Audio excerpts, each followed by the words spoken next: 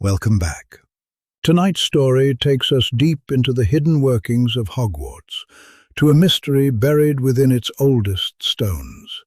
When a young Sirius Black earns yet another detention, he expects punishment. What he gets instead is access to forgotten corridors, sealed towers, ancient records, and a secret that has been quietly consuming pieces of the castle for generations. Some doors at Hogwarts are locked to keep students out.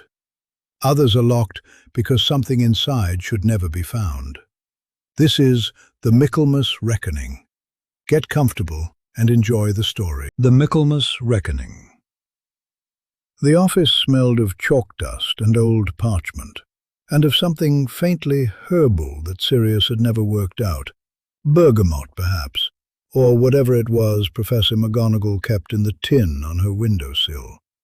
He stood in front of her desk with his hands clasped behind his back, in the posture that was meant to look contrite and had never once fooled her. "Sit down, Black," said Professor McGonagall, not looking up from the parchment she was signing. "I'm quite comfortable standing, Professor." "I did not ask whether you were comfortable. Sit down." He sat. The chair was hard and narrow, clearly chosen for the discomfort of exactly this conversation, and Sirius arranged his long legs in front of him with the air of a man settling in for a pleasant chat rather than a reprimand. Professor McGonagall set down her quill and looked at him over the top of her square glasses. Behind her, the window showed the grounds going grey and gold with the last of the afternoon, and somewhere below, a group of Hufflepuffs were shrieking at something on the lawn. "Mr. Filch tells me," she said, "that he was followed for the better part of an hour this morning by a suit of armour that bowed to him at every turn in the corridor, removed its helmet when he swore at it, and attempted, on the third floor, to pat him on the head." "That does sound extraordinary," Sirius said.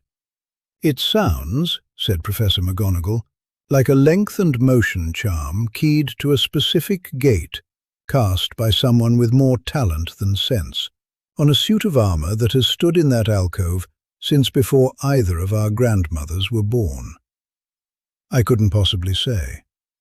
"You could, and you will, because I have already spoken to the armour." Sirius blinked. "You spoke to the armour?" "Suits of armour," said Professor McGonagall, with the particular dryness she reserved for explaining the obvious to the overconfident, "retain a very simple sort of memory when animated. This one remembers being told, by a boy with dark hair and grey eyes, who tapped its breastplate with his wand and said, and I quote, 'Follow him and bow, there's a good lad,' that its instructions came from Sirius Black. That does sound like something I'd say." "It does. Which is why I am not currently asking whether you did it. I am asking why." Sirius considered several answers, weighed the likely effect of each, and settled, as he usually did, on something close to the truth. "Filch has been telling first years that he keeps thumbscrews in his office, real ones. I thought he could do with something following him about that liked him." Something crossed Professor McGonagall's face that was not quite a smile, and would never have been allowed to become one in front of him. "Mr. Filch's methods of discouraging troublemakers are not yours to correct, however creative your objections.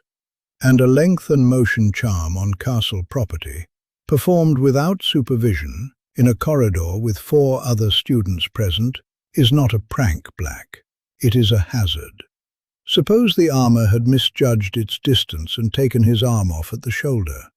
It didn't. It very nearly did, on the second landing, and you were not there to see it because you had already gone to breakfast, extremely pleased with yourself." She let that sit. "You are, by my count, the 4th piece of unauthorized charm work traced to you since the start of term.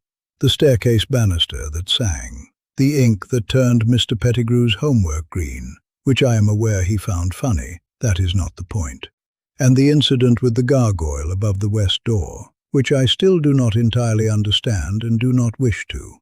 That one wasn't finished. It would have been very good." "I do not doubt it." Professor McGonagall folded her hands on the desk.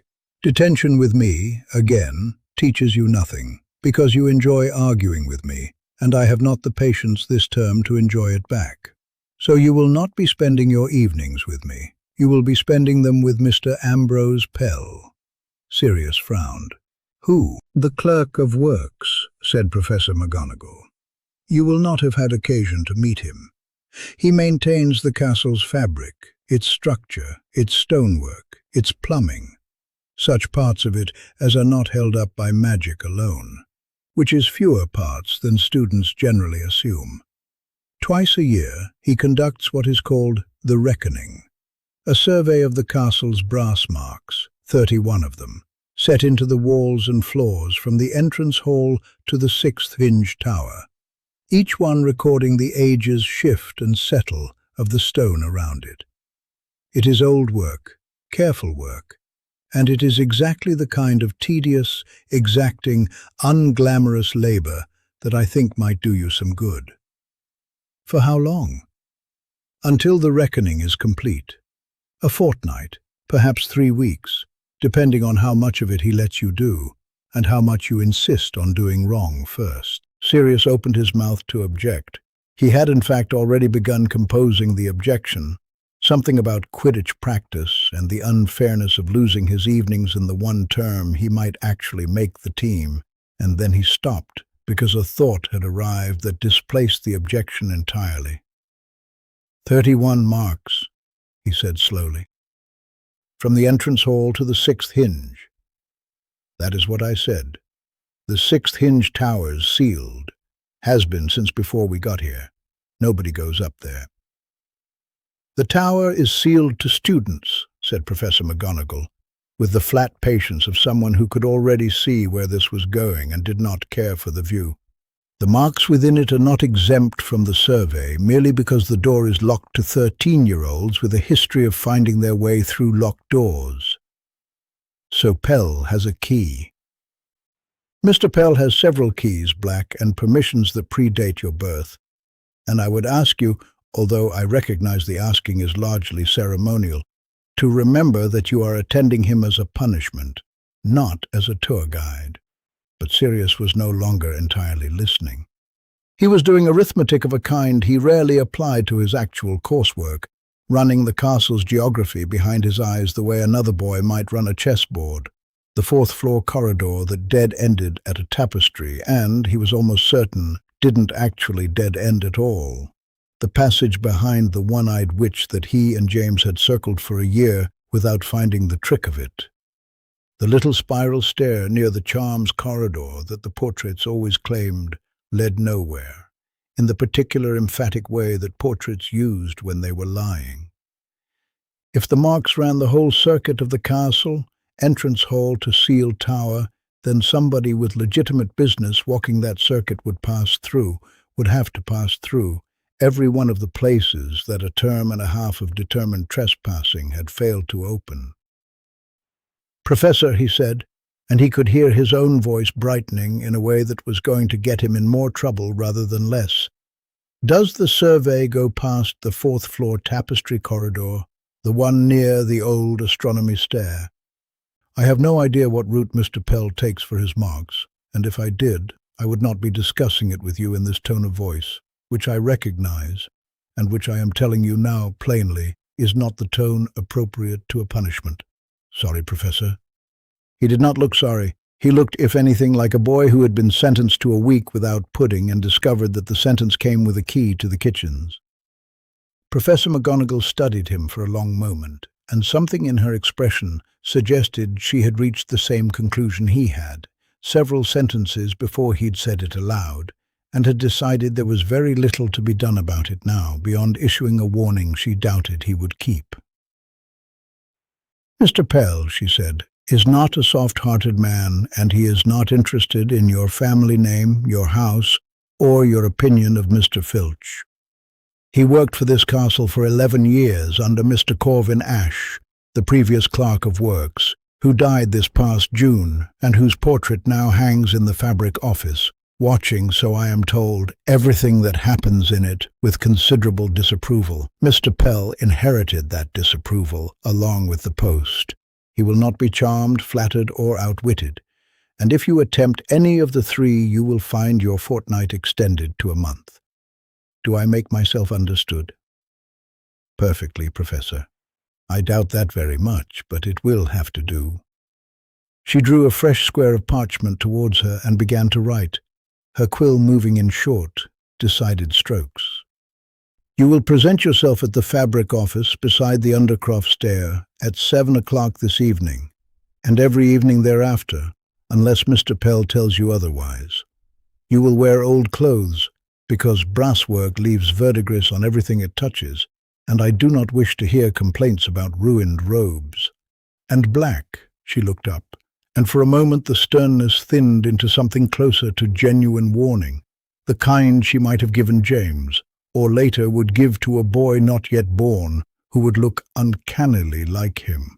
If I learn that you have used this as an opportunity to go exploring corridors that are none of your business, I will hear of it, because Mr. Ash's portrait talks to me a great deal more than you might like, and Mr. Pell reports to me directly. This is a punishment. It is not a passage. Try to remember the difference. Of course, Professor, said Sirius, with the particular sincerity he kept for moments when he meant the opposite entirely. And he stood and thanked her with a courtesy so exaggerated it was nearly its own form of cheek, and left her office already turning the whole castle over in his mind like a lock he had finally, legitimately, been handed the shape of. 7 o'clock found Sirius standing beside the Undercroft stair with his sleeves already rolled, which turned out to be premature, because the first thing Ambrose Pell did was look at his bare forearms and say, without any greeting at all, "Roll them down. Verdigris burns if you've a cut on you, and you'll have a cut on you within the hour, because you'll do something wrong with the calipers first time. Everyone does." He was a narrow man, Pell, with the look of something built rather than born. Gray at the temples, gray in the waistcoat. A face folded into permanent creases along lines that suggested he had frowned in the same 3 places for 40 years. He carried a leather satchel, worn white at the corners, and a brass rod as long as his forearm, notched along one edge. And he did not wait to see whether Sirius had rolled his sleeves down before starting along the passage that ran from the Undercroft toward the entrance hall. "Mark 1, he said. "Threshold stone, East Jam, entrance hall." He crouched, creakily, but without complaint, and set the rod's notched edge against a disc of brass no larger than a galleon, sunk flush into the stone where the door-frame met the floor. Sirius had walked past it perhaps 800 times in a year and a term, and had never once seen it, which he supposed was rather the point of a threshold. "Rod," said Pell. "What?" "That's the unit. Say it back. Rod." "Rod," said Sirius, feeling like an idiot, though there was nobody in the entrance hall to see him feel it, except a suit of armor that had, as far as he knew, no opinions on the subject. "Reading." Pell squinted at the notch where the rod's edge met the disc's raised lip. 4 1/2. 4 1/2. Entry.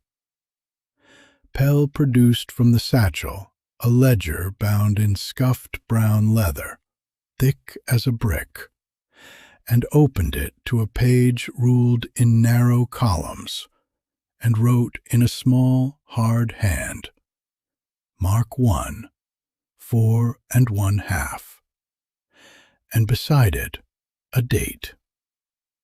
Initial. Sirius looked at him. You initial it. That's what you're for. Not for the reading. I do the reading. Your hand's not steady enough yet to be trusted near a rod worth more than your father's good opinion of you, which I gather isn't much, but the initial's yours, so that if this book is ever questioned, there are 2 names in it, not 1. That's the whole of the reckoning, Black. Rod, number, entry, initial. Learn the rhythm, and the rest of it's just walking. He held out the ledger and a stub of pencil, and Sirius, feeling unaccountably solemn about it, wrote SB in the margin beside 4 1/2, and thought that this was, without question, the strangest detention he had ever been given out of a genuinely competitive field. They went on like that. Mark 2 was set into the base of the stair the older students called the Grand Staircase, though Pell called it nothing at all, being a man apparently uninterested in names that didn't appear in his ledger. Rod. Reading. 5 1/4, a shade more than the first, which Pell noted without comment. Entry. Initial. Mark 3 was behind a tapestry of a fat friar being chased by a boar, which Sirius had passed 100 times without ever imagining anything lived behind it, and which turned out to hide nothing more sinister than another brass disc and a great deal of dust that made him sneeze twice in a row. "Bless you," said Pell, in the tone of a man reading a weather report. By Mark 6, the base of a pillar in the corridor outside the Charms classrooms, where Sirius had once, with James, tried and failed for 40 minutes to find a way behind the paneling, he had the rhythm well enough that Pell had stopped correcting his order of operations and started merely correcting his readings, which he did with a kind of weary constancy, as though he expected to be doing it for the next 3 weeks and had made his peace with the prospect. 4 3/4, said Sirius, squinting at the notch himself now because Pell had, without announcing it, begun letting him hold the rod. 5, said Pell. It says 4 3/4. It says 5, if you hold the rod true instead of tilted toward yourself, which you are doing because your 13 and 13-year-olds tilt everything toward themselves. It's practically the definition of the age. Set it flat. Try again. Sirius set it flat. 5, he admitted. 5, Pell agreed, and wrote it and did not gloat, which Sirius found nearly more irritating than if he had. Mark 7, 8, and 9 ran along the ground floor corridor toward the greenhouses, each one a disc sunk into a different kind of stone, granite, then something paler and older that Pell called foundation work and refused to elaborate on further. Then a patch of repair stone barely a century old, which Pell noted with something almost like fondness, the way another man might speak of a young tree. Mark 10 sat at the foot of the passage that led out past the herbology sheds, half buried under a scuffed mat that Pell lifted with the toe of his boot without breaking stride, as though he had lifted that exact mat with that exact motion several thousand times before, which Sirius supposed he probably had.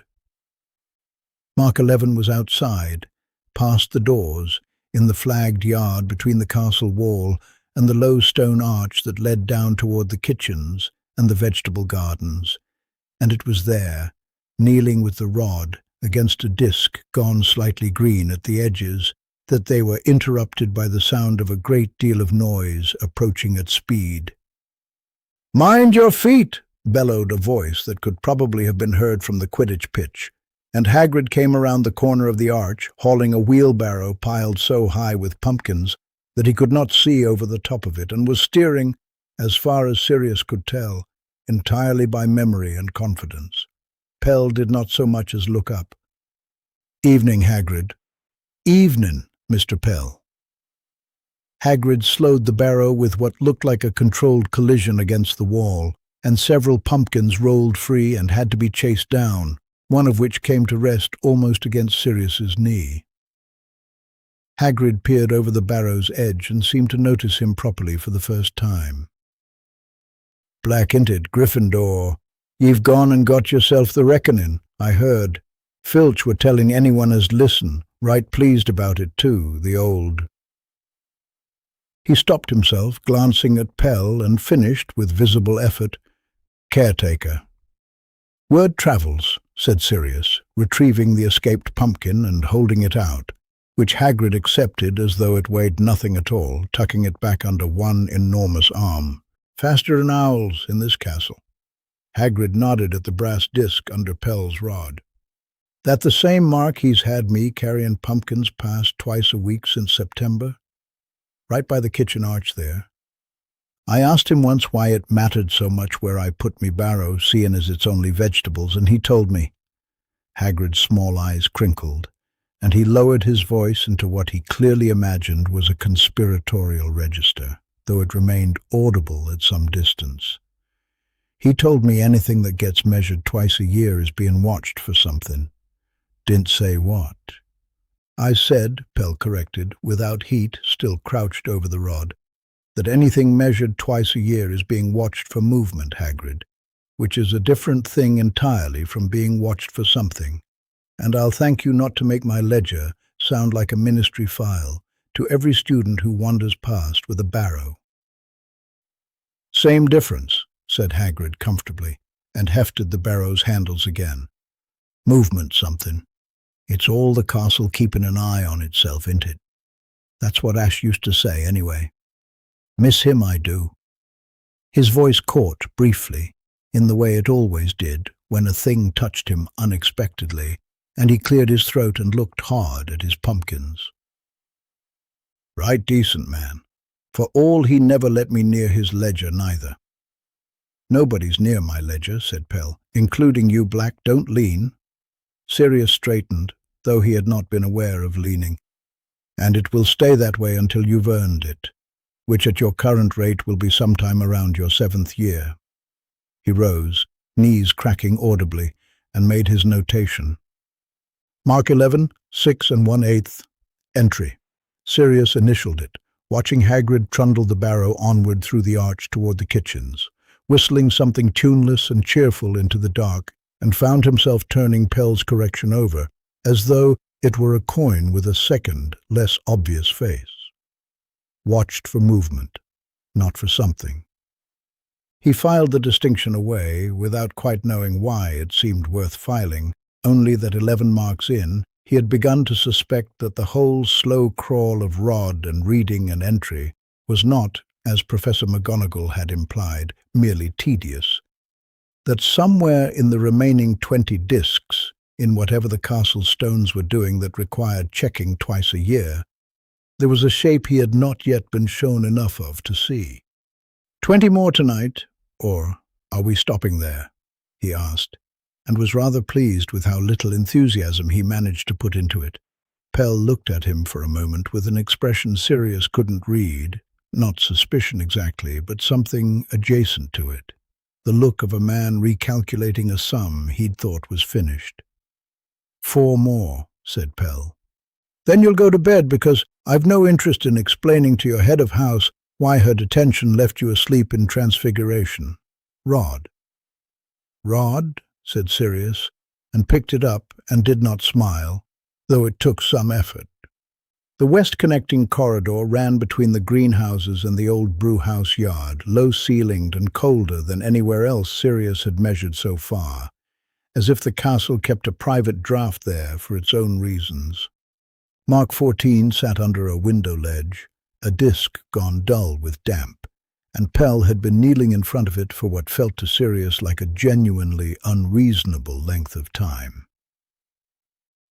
6 3/4, Sirius offered for the second time, because the first time Pell had simply grunted and taken the rod back out of his hands without a word, which struck Sirius as rude even by Pell's standards. Pell did not answer. He resettled the rod against the disc, sighted along it with one eye shut, and made a small sound in his throat that Sirius had learned over 2 weeks meant nothing good. "You've done that one 3 times, Sirius said. "I counted. If you don't trust my eyes, you could just say so, rather than making me stand here holding a stick while you glare at a piece of brass like it's insulted your mother." "I would trust your eyes considerably more," said Pell, not looking up, "if they hadn't given me 4 different readings in the space of 10 minutes, none of which I asked for." "That's because it keeps saying different things. Corridors don't say things, Black. This one's clearly the exception. Maybe it's shy. Maybe it doesn't like an audience." Sirius crouched beside him, peering at the little brass eye of the mark, as if he might catch it changing its mind mid-measurement. "Go on. Do it again. I want to watch your face when it's still wrong." Pell measured it again. His face, when it was still wrong, did not change at all, which Sirius found almost admirable. He measured it a 4th time, moving the rod a fraction, checking the level against the sill, muttering something under his breath about damp and settling and men who ought to have retired years ago. And then he straightened all the way up, slowly, with the particular caution of a man whose knees had opinions about kneeling on stone floors. 11 feet, said Sirius, because somebody had to say it eventually, and Pell seemed disinclined to. "I heard you the first time you said it too, in your head, from the way you were grinning." "I wasn't grinning." "You were absolutely grinning. You've been grinning since Mark 12. Pell pulled the minute book from his satchel, opened it to the page with the ruled columns, and dipped his pen without any particular haste, as if 11 vanished feet of Hogwarts corridor were an entirely unremarkable thing to write down on a Tuesday. Mark 14. Previous reading, 6 3/4, 9 days past. Current reading, he paused, pen hovering, and Sirius watched him do the arithmetic all over again in his head, saw something pass behind his eyes that wasn't in his voice at all. Current reading, 6 3/4. "That's not what you just said." "That is precisely what I just said. You said 11 feet gone. I heard you say it. You did the face, the one where your mouth goes flat, and you look like someone's told you the price of something's gone up." "The reading is unchanged," said Pell, with the flat patience of a man repeating a sentence for the benefit of someone slow. "The corridor is not. I measured the length of the passage itself against the wall marks at either end before I ever touched the disc, because the disc gave me nonsense, and I don't trust nonsense without checking it twice. The corridor is 11 feet shorter than it was on the 3rd reckoning of this term, 9 days ago. The mark itself reads true to itself, because the mark hasn't moved. The stone around it has."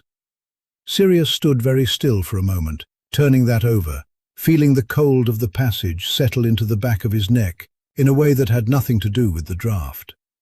"That's not possible," he said. Corridors don't shrink. That's mad. That's actually mad, Pell. You can't just say that in the tone you'd use to tell me tea's ready." "I've been keeping this ledger for 6 years, said Pell, "and I have written a great many things in the tone I'd use to tell you tea's ready, because getting excited about them has never once made them less true. Hold the book." "What's it done with the 11 feet? Where does it go? You can't lose 11 feet of wall. It has to be somewhere. It doesn't just evaporate." "I don't know. You must have some idea. You've been doing this since before my mother was born, practically." "I don't know, Black." For the first time since Sirius had met him, Pell's voice had an edge in it, thin and worn, like a coin rubbed smooth. "I have theories. I have had theories for 6 years, and none of them have survived a second reckoning. And I am not going to hand you a theory that I don't believe myself simply because you're standing there vibrating like a struck bell and want an explanation to go with your supper." "Hold the book." Sirius held the book. He watched Pell write in the same small, square, flat-topped hand he had used for every one of the previous 13 marks that evening. The words 14, 6 3/4, unaltered, Corridor length reduced 11 feet since prior reckoning. Cause unknown, reported. And then his initials, and the date, and nothing else at all, as though the sentence cause unknown belonged in a ledger of brass discs, exactly the way 5 1/4 did. No more remarkable, no more frightening, filed and closed. "You're reporting it," Sirius said. "To McGonagall." "I report everything to Professor McGonagall. That is the entire function of my position, in case you'd mistaken it for something more glamorous." "Will she tell you what it means?" Pell closed the book with a small, final sound, and looked at Sirius properly for what felt like the first time all evening. A long, assessing look, the look of a man deciding how much rope to give a boy who had already shown he'd use every inch of it. "No," said Pell, "she won't. And nor before you ask it in whatever roundabout fashion you're constructing behind that face of yours, will I. 15 tomorrow. Go to bed." He did not stay for the sums a boy does after that. He went to bed, technically. Sirius climbed the stairs to the tower, said something to a portrait, exchanged some ordinary noise with Peter about the loathsomeness of a potions essay neither of them had started, but none of it stayed with him the way the ledger's flat little sentence stayed with him. Cause unknown, reported, written in the same hand as everything true and boring in the book, as though the castle losing 11 feet of itself were a matter of routine. He was not going to sleep on it. He had never been able to sleep on anything that interesting in his life, and he saw no reason to start now. Getting to the fabric office was not strictly difficult. The difficulty was in doing it at an hour when nobody official was awake to ask why a 13-year-old was several floors below his dormitory in his socks. He'd taken the back stair past the kitchens, the one with the step that groaned if you trod centrally on it, and gone around it instead, feet to the very edge of the stone, the way James had taught him. After the third time, they'd nearly been caught by Filch doing exactly this sort of thing for exactly less reason. The fabric office door was locked, which he had expected, and locked with something more serious than an ordinary latch, which he had also expected, because Pell did not seem the sort of man to leave a room full of keys behind a charm any student could pick. It took him longer than he liked to admit. 4 tries, one small shower of green sparks that made his stomach drop, with the certainty he'd just alerted every portrait on the corridor, and a final undoing that felt less like magic and more like the door simply getting bored of arguing with him, before it swung inward onto a room smelling of tallow and old paper, and the particular mineral smell of a great deal of brass kept in one place. He hadn't come for the keys, not really, whatever he'd have said if caught. He'd come because Pell's ledger sat on the corner of the desk where it always sat, closed, ordinary, and Sirius wanted, badly, uselessly, to see the page again, the 11 feet written down in that flat hand, as though seeing it a second time might make it make sense. He lit his wand low, cupped in his palm, and opened the book to the day's entries. The page was as he remembered it. Mark 14, 6 3/4, unaltered. Corridor length reduced 11 feet, cause unknown. Reported, Pell's initials beside the date. And then, as he watched, not blinked, not looked away and back, but watched, with his wand light steady on the page and his own breath gone very quiet in his chest, the final line of ink, cause unknown, reported, lifted off the page. Not smudged, not faded. It lifted, a single thread of black rising off the parchment like a hair pulled straight by static, hung for the length of one held breath in the air above the book, and simply went out, the way a candle goes out, leaving the page beneath it whole and dry and entirely, perfectly untouched, as if no pen had ever crossed it at all. Sirius did not move for a long moment. Somewhere above him a portrait shifted in its frame and murmured something querulous in its sleep, and the ordinary night sounds of the castle went on being ordinary all around him, and the page in front of him sat blank where a sentence had been, holding no mark, no smear, no evidence that anything had ever been written there to begin with. He looked at it for a long time before he trusted himself to close the book. He closed the ledger slower than he'd opened it, as if speed might wake whatever had just gone to sleep inside it, and set it back exactly where it had lain, cover square with the corner of the desk, the way a boy learns to do when the alternative is being caught by the edges of things rather than the middle. His hands were not steady. He noticed that with a kind of distant interest, the way he might have noticed someone else's hands shaking, and made them stop by pressing them flat against his thighs for a count of 5. The office was smaller in the dark than it had seemed by daylight, and fuller. Shelves ran the height of one wall, ledgers stacked flat rather than upright, spines out and dated in a hand that must have belonged to whoever had come before Pell. Before Ash, even, if the numbers on the oldest of them meant what he thought they meant. A cabinet of small drawers, each labelled with a marked number in brass, held nothing he could see without opening them.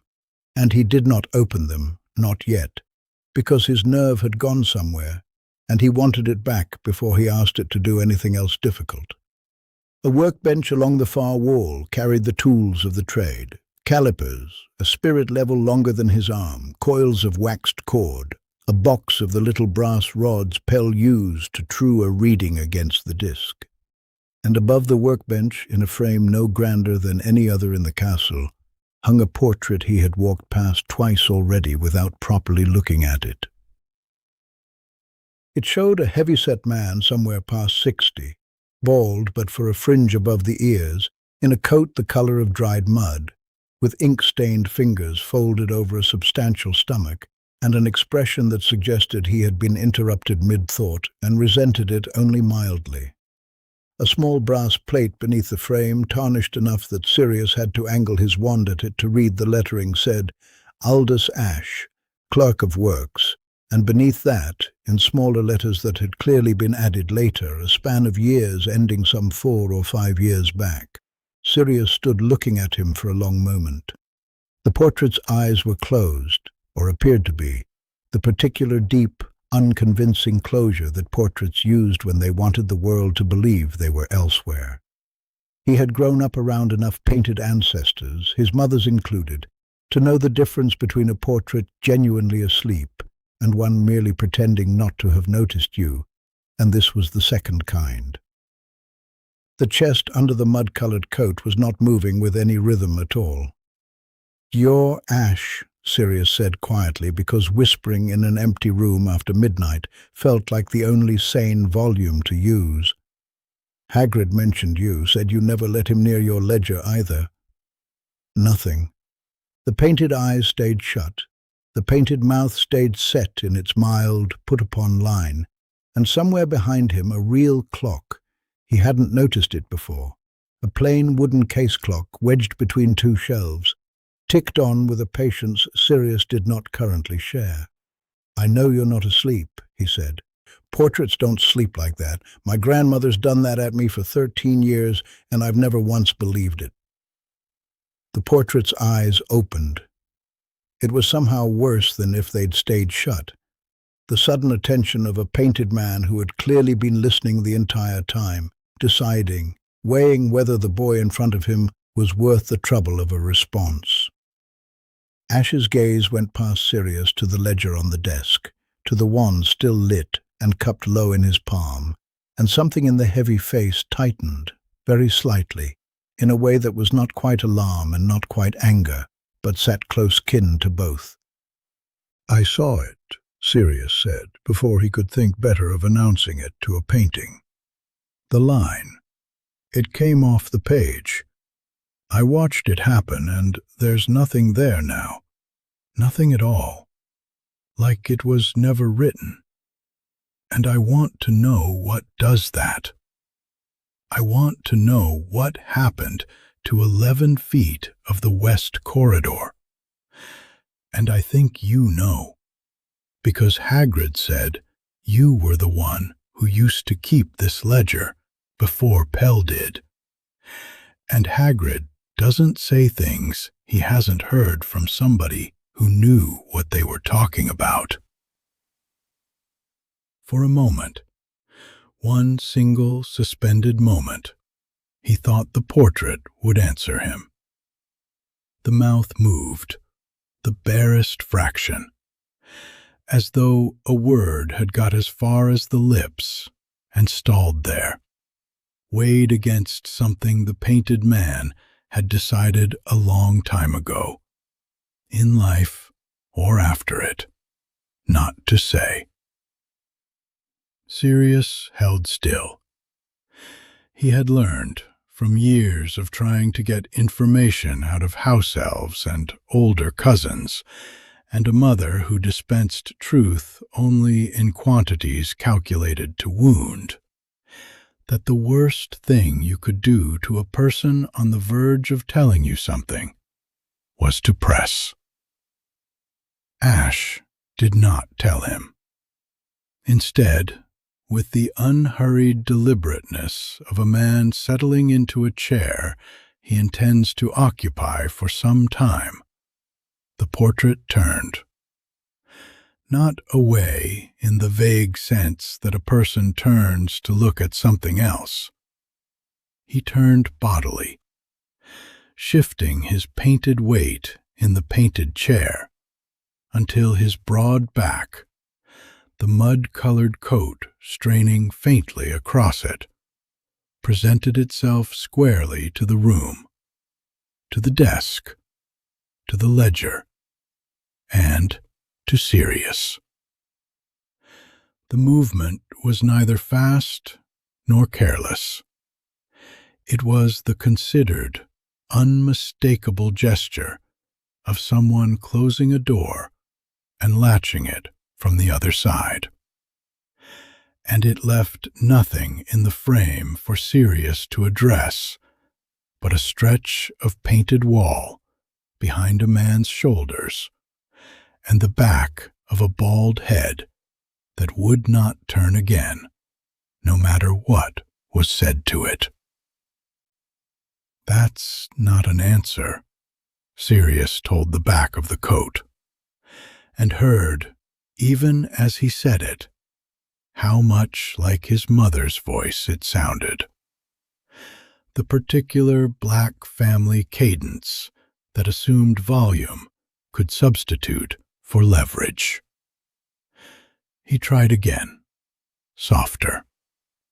"I'm not going to tell anyone I saw. I just want to know if it's meant to do that. If it's meant to be a secret from the man keeping the record.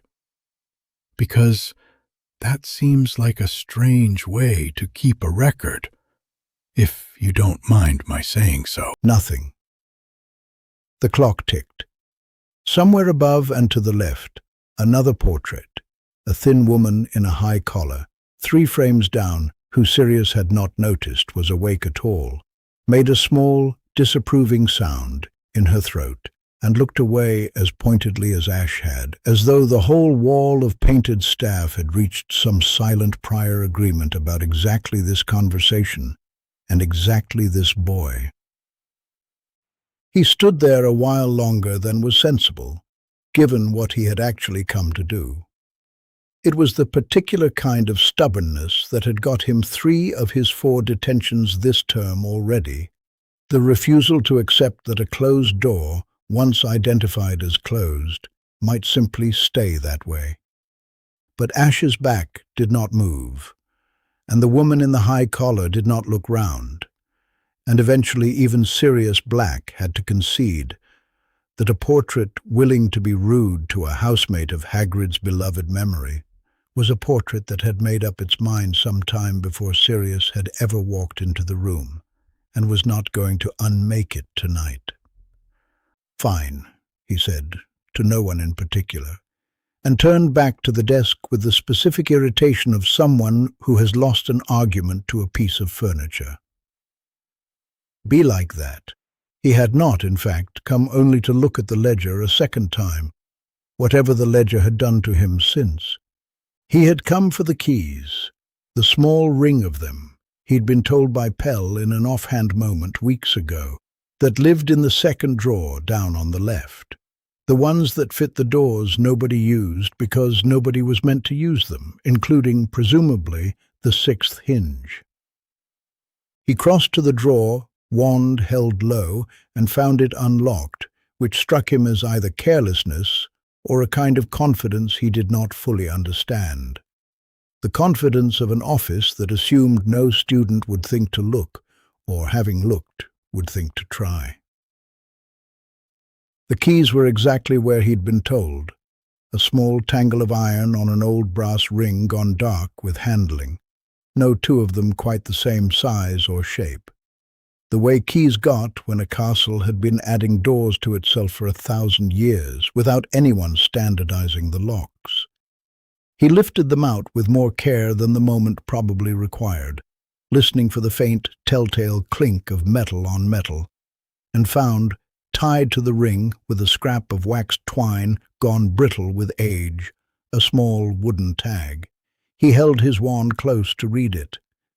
"Sixth hinge," it said, in a hand that was not Pell's careful, upright script, but something older, looser, the letters leaning as though written in a hurry, or by a man whose hand had begun, by then, to tremble.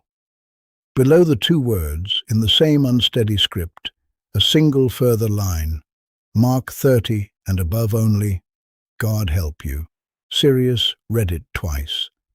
Then he looked, without quite meaning to, back at the portrait, at the broad, unmoving back of Aldous Ash's coat, still turned resolutely to the room, still refusing, with the whole considerable stubbornness of a dead man's painted likeness, to give him anything more than that single unhelpful sentence.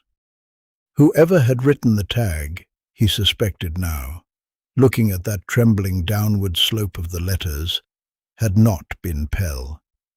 It had very likely been Ash himself in whatever year he'd first strung the keys onto that ring, warning whoever came after him in words too careful to be a joke and too strange to be anything else. He pocketed the keys. It felt, doing it, less like theft than like being handed something he had not quite asked for and could not now put down, and he stood a moment in the tallow and parchment smell of the office, with the little ring cold and slightly greasy against his palm, thinking about 11 feet of stone that had simply stopped being there, and a line of ink that had gone out like a candle, and a portrait who would rather turn his back on a curious 13-year-old than say one true word about either.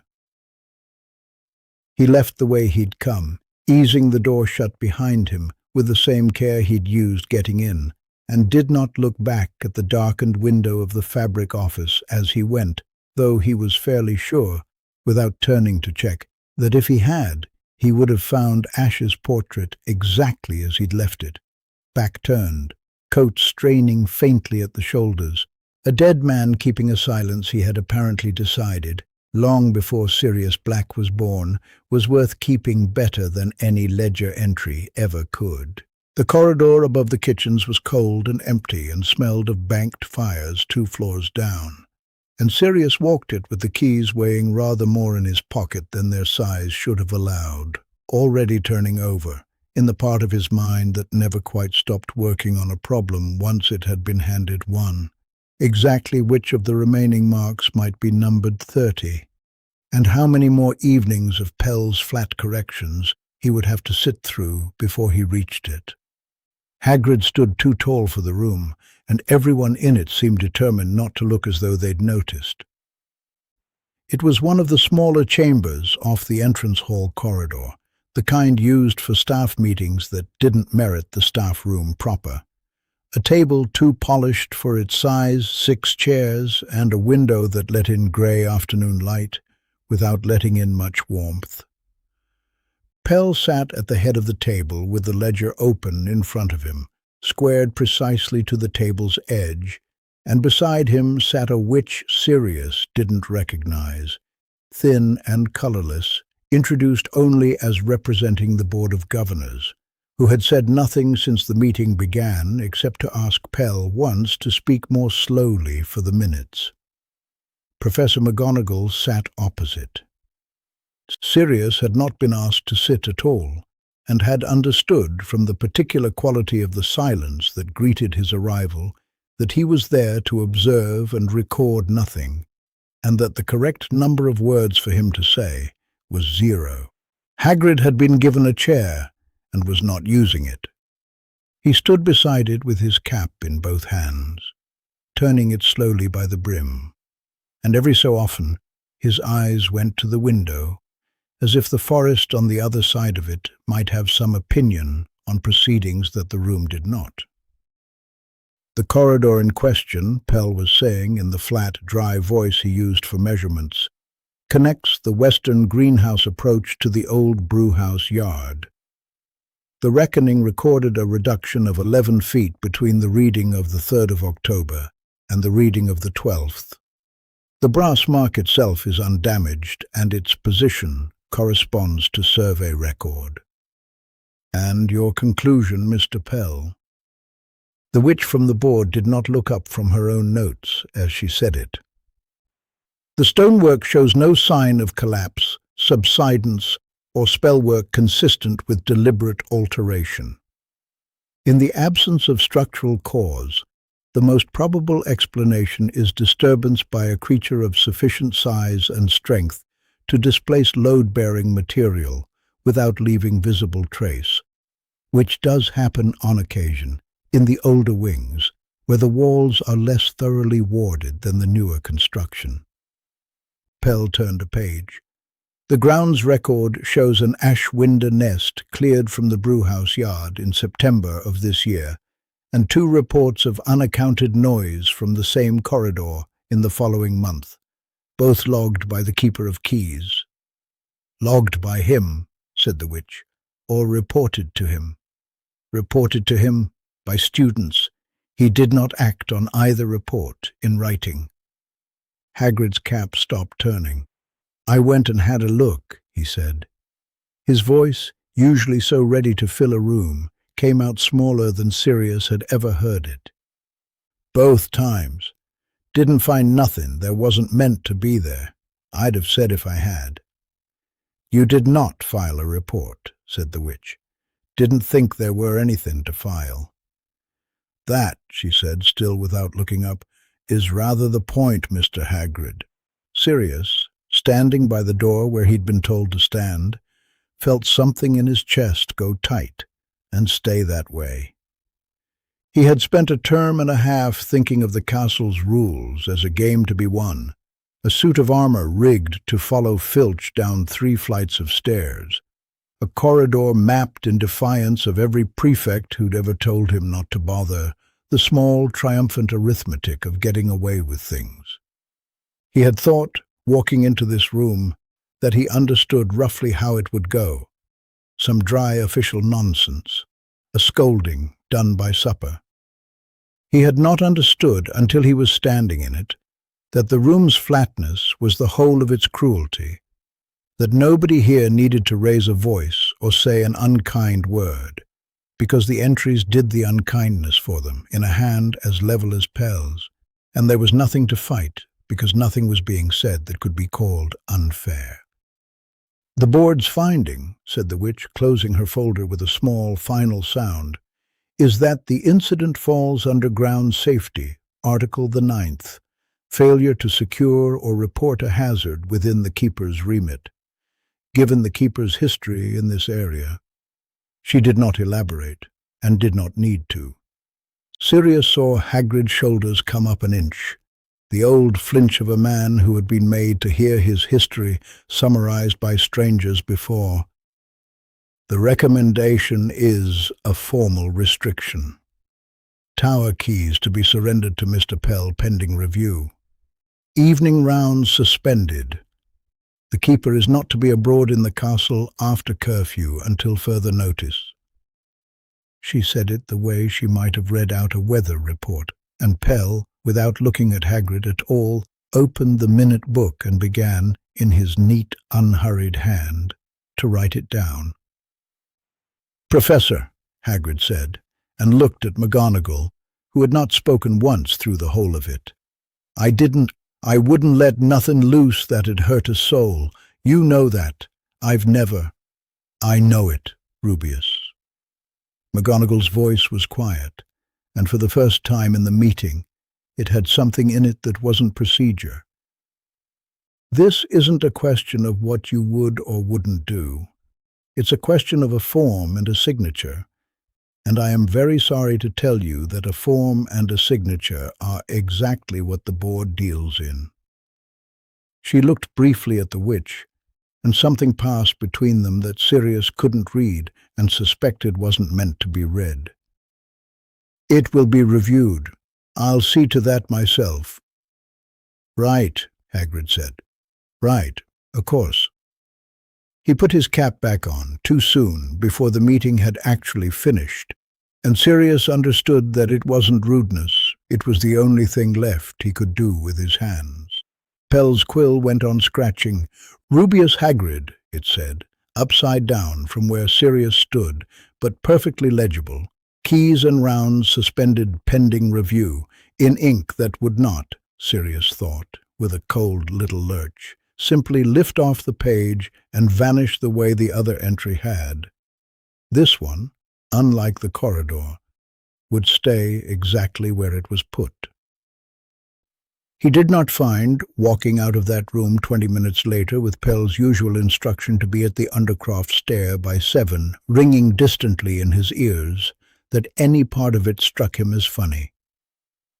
He had expected, if anyone had asked him beforehand, that watching a roomful of officials solemnly blame a man for an ashwinder that probably didn't exist would be the sort of thing he'd tell James about, with the comic timing turned all the way up. The board's flat little witch, Pell's dry recitation, the whole grinding absurdity of it. Instead, he found himself walking faster than he needed to, jaw set, turning over the words a creature of sufficient size and strength, as if they were a lie he could take apart with enough handling, and getting nowhere, because it wasn't a lie, not exactly. It was worse than a lie. It was a true-sounding sentence built to close a question that Sirius was almost certain nobody in that room actually believed. He went to find Pell that evening, not because he'd been told to, but because it was the only door he had left to knock on. "You don't believe it," Sirius said, without preamble, catching him in the fabric office with the ledger already open. "The creature. You don't believe a word of it." Pell did not look up. "Belief isn't in my job description, Mr. Black. Measurement is." "Then measure this. The corridor's 11 feet short and nothing's collapsed. And you know as well as I do a beast big enough to swallow 11 feet of load-bearing wall would have left something behind besides a rumor about an ashwinder nest that got cleared out in September." "I recorded what I found," Pell said, "and the board drew its own conclusion, which was not mine to draw and is not now mine to argue with in a memo I'd have to sign my own name to." For the first time since Sirius had met him, something moved behind the man's tired, patient face. Not quite anger, but close kin to it. "I've made you a great many corrections about tone, Mr. Black. Let me make you one more out of something other than form. I don't like it either. I have been Clerk of Works 9 years, and I have watched the Reckoning turn up things that don't fit for 6 of them. And I have written cause unknown, reported more times than I can count, and every single time it has gone into that ledger and stayed there exactly as long as it suited someone that it stay. You want a villain. There may be one. It is not standing in this office, and it is certainly not out chopping wood by his own hut." Sirius stood very still. It was the longest speech he'd heard the man give, and the most honest. "Then who signs off on what stays in the ledger and what doesn't?" he asked. "Not you." "No." Pell reached under the desk, without being asked, and drew out a folder so old its ribbon had gone the color of dust. "Not me. There's a standing order, 1912 this is, before either of our times, governing the 6th Hinge survey specifically. Governor's order, not a headmaster's. I've never had cause to read it closely because I've never had cause to go past Mark 29. You, I understand, have developed an interest in Mark 30. Sirius said nothing, which was answer enough, and Pell for the first time almost smiled. Ash would have had this, Pell said, laying the folder on the desk between them, sealed in his own hand and never told a soul it existed, which is exactly the kind of thing that man did for 30 years and called discretion. He glanced toward the window, where the portrait's broad back had not moved once through the whole exchange, coat straining faintly at its painted shoulders, deaf, or pretending to be, to every word of it. "Read it before you go up there again. Whatever's eating that corridor a span a week, Mr. Black. It was doing it in 1912 as well, and somebody thought it needed a governor's order to keep quiet, rather than a report to fix. That should worry you rather more than it seems to." The fabric office at 9:30 held the particular quiet of a room that expected no visitors, and Sirius let himself into it with the same key that had opened it 3 nights before. The standing order from Pell's folder folded twice in his inside pocket and going soft at the creases from how often he had already read it. 1912, in a clerk's careful copper plate, over the seal of the governor's rather than any headmaster's hand. He had it near enough by heart now. "The 6th hinge tower and its associated fabric shall be surveyed twice yearly by the appointed Clerk of Works, entries 30 and above, and no finding therein disclosed beyond the clerk, the headmaster, and such person as the headmaster shall in writing appoint." That last clause had a second sentence under it, added in different ink, later, in a hand blunter and less patient than the first. "No public record shall be kept of cause. Findings shall be reported as unknown regardless of any conclusion reached in private." Sirius set the paper on the desk and looked up at the portrait. Ash's back was to him again, coat straining at the shoulders the way it always did. A man built for standing rather than sitting who had apparently decided, sometime in the last 5 years of being dead, that turning his back was a whole conversation in itself. "I read it," Sirius said. 1912, Governor's Order. "Findings shall be reported as unknown regardless of any conclusion reached in private." That's not discretion, that's a lie with a seal on it. And you kept it in a locked drawer for 30 years and never told your own successor it existed. Pell had to find out from me. Nothing. The coat did not so much as ripple. "Here's what I don't understand," Sirius went on, and pulled the ledger toward himself. Not the current one, but the older volume Pell kept beneath it, thick as a brick and bound in scuffed brown leather, the one that went back further than anyone's memory of the job. He hefted it, weighed it in both hands the way you'd weigh a stone before throwing it. 31 marks, twice a year. That's what the order says the survey covers. That's what Pell's told me. That's what you'd have signed off session after session for 30 years running. Do you know how many pages of writing that comes to over 30 years? I worked it out. 62 readings a year, 30 years. That's under 2,000 entries, even generous with room for corrections. This book's got 4 times that easily, maybe more, and it's only one of 6 on that shelf. He let the ledger drop back onto the desk with a thud that made the inkwell jump. "So either somebody at this school has spent 30 years writing down the same 11 pieces of stone in enormous detail, which I don't believe, or there's a great deal more being measured up there than 31 marks, and you know exactly what, and you've decided that a warning in your own handwriting is the absolute most you're willing to give me. God help you. That's what you wrote, not what's up there, not don't go, not it isn't safe, just God help you, like you were too tired even to finish the sentence properly." The portrait's shoulders moved, just slightly, the first genuine motion Sirius had seen from him since that single unwilling glance days before. A kind of settling, like a man bracing to be struck and deciding instead to simply endure it, standing. "You are," said Ash, without turning round, in a voice gone rough from long disuse, "a very tiresome boy." "Everyone says so," Sirius agreed, and doesn't answer the question. "I never lied to you." The portrait turned at last, heavy face set in an expression that was not quite defiance and not quite shame, something older and more tired than either. "I told you I kept the ledger before Pell. I told you the corridor going was not new. Every word of that was true. "You didn't tell me there was an order," Sirius said. "You didn't tell me the numbers don't add up. You let me think it was one missing corridor and a strange coincidence, when you'd spent 30 years watching whatever this is take rather more than that, and reporting it as nothing, on paper, on purpose, because somebody with a seal told you to." Ash was silent long enough that Sirius thought he had lost him again. Then the painted man said low, "There are things in that tower that were old when this castle was young, Mr. Black, and the governors decided long before I was born that the wizarding world sleeps better not knowing precisely what they are. I kept that secret because I was told to, and because I came, in time, to think the telling would do more harm than the not. I still think it. You will not change my mind by weighing a ledger at me like it's evidence in a trial." "It is evidence," Sirius said. "That's rather the point of a ledger. Something that might, on a living face, have been the ghost of a smile crossed Ash's, gone almost before it arrived.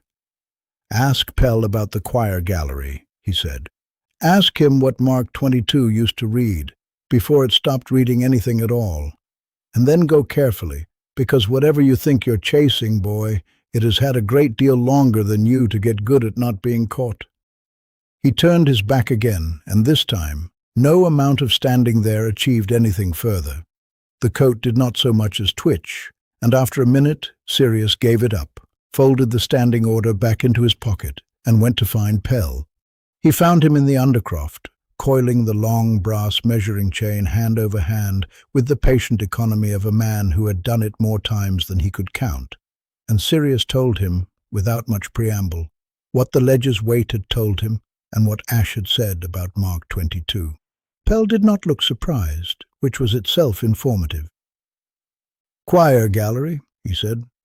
"Above the old chapel, west side. We're due there tonight regardless. It's on this fortnight's round. You'll see the mark for yourself." He set the coiled chain over his shoulder and picked up the lantern, and something in his face briefly was less patient than usual. "I'll tell you what I told you about the west corridor, Mr. Black, since you seem set on hearing it from every source in the building. I don't like not knowing. I've liked it less every year I've done this job. But knowing without proof is a luxury the governor's order doesn't allow either of us. So we go up, we measure, we write down whatever's true, and we let the truth make its own case." The choir gallery ran the width of the old chapel roof, a narrow wooden walk with a stone balustrade on one side, and the vaulted ceiling close enough overhead that Pell had to stoop where Sirius could stand upright. Dust lay thick on the rail. The brass mark, when they found it, a small stamped disc no larger than a galleon, numbered 22 in figures gone green with age, sat in the stone at the gallery's midpoint, exactly where the plan said it should. Pell knelt with some difficulty, knees cracking audibly in the cold, and unrolled his chain along the flagstones from the mark toward the far wall, calling the figures low and even. Sirius held the lantern and watched the numbers climb, in his head, against the ones from the last reading 9 days before, the way he'd got into the habit of doing. He was 3 words into asking Pell whether 22 had ever moved before, when the gallery shortened. There was no crack, no grinding stone, no gust of displaced air, nothing a wand could have found a target in, even if either of them had drawn one. One moment the far wall stood a measured distance off, chain laid flat and taut across the flags between it and the mark.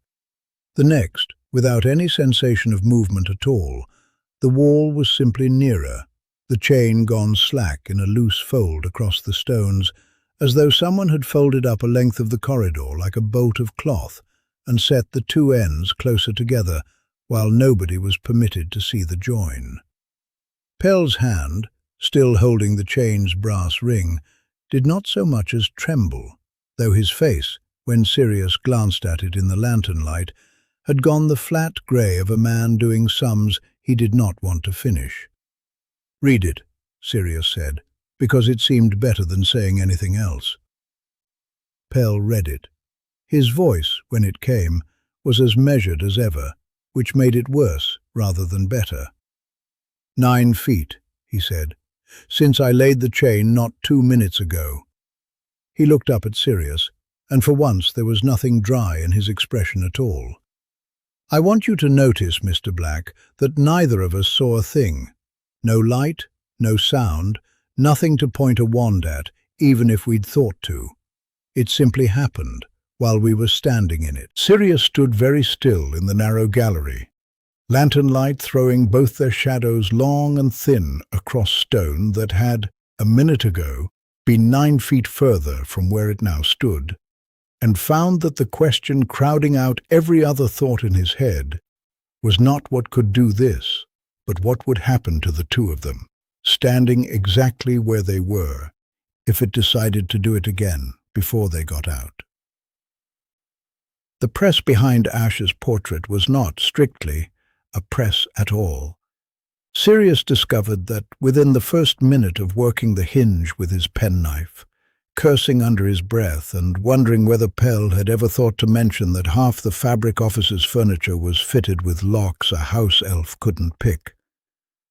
It was a cupboard built into the wall itself, disguised so well behind the frame that even swinging the whole portrait outward on its concealed pin left him staring for a moment at what looked like solid stone. Only when he ran his fingers along the join, the way Pell had taught him to feel for settlement in a wall too old to trust by eye alone, did he find the seam. He had come back for the keys, not for this. The 6th hinge keys sat heavy in his coat pocket, where they had sat for a week now, and he had told himself, climbing the stairs after curfew with his wand unlit and his footsteps deliberately soft, that tonight he would finally use them. But the portrait's frame had not been quite flush against the wall, a half-inch gap, easy to miss unless you had spent 9 days learning to notice half an inch in stone that should not have moved at all. And curiosity, which had got Sirius Black into every serious trouble of his short life so far, would not let him walk past it. Ash's canvas was empty. It usually was these days. The old keeper had taken to absenting himself rather than face another round of questions he had already decided not to answer, and Sirius had stopped bothering to call after him. Tonight the emptiness felt less like sulking and more like something Ash had arranged on purpose, which was a thought Sirius did not much like and put aside anyway. The lock gave on the 4th attempt, with a small apologetic click, as though it had been waiting 30 years for someone polite enough to ask properly and had finally decided Sirius would do. Inside, on a single shelf, lay a book too big for the cupboard that held it. Its spine had been forced to bow slightly to fit, and Sirius had to work it free at an angle, one hand under its weight, the other steadying the cover so it would not slam down onto the shelf's edge. It was bound in the same dull leather as the working ledger down in the undercroft, but 3 times the thickness, and where the ledger's cover said, "Only Reckoning," this one, in lettering gone brown with age, said The Long Reckoning, and under that, smaller, a single Latin word Sirius didn't recognize and didn't stop to translate. He carried it to the desk, lit his wand properly this time, hang the risk. There was no one left in the corridor to see the light under the door at this hour, and opened it. The first pages were dates and columns exactly like the working ledgers, except the dates went back further than Sirius had thought Hogwarts kept written records for anything. Entries in a spidering, old-fashioned hand from decades before Ash, from clerks of works whose names meant nothing to him, each one recording marks and measurements in the same terse professional language. Rod, number, entry, initial. He turned page after page, watching the hands change, watching decades pass in the space of an inch of paper, and somewhere around the middle of the book the numbers began to accumulate into a running total in the margin, updated every few pages in a different ink, as though someone had gone back afterward and done the sum. 11,000 spans. He sat with that for a moment, not because the number itself meant anything to him. He had no feel yet for what a span was worth in stone and corridor, but because of the care with which it had been kept current. 60 years of it, near enough judging by the dates either side of the total's first appearance. 60 years of somebody adding up quietly exactly how much of the castle had gone. Then he found the blank lines. They were not blank the way an unfilled ledger page is blank.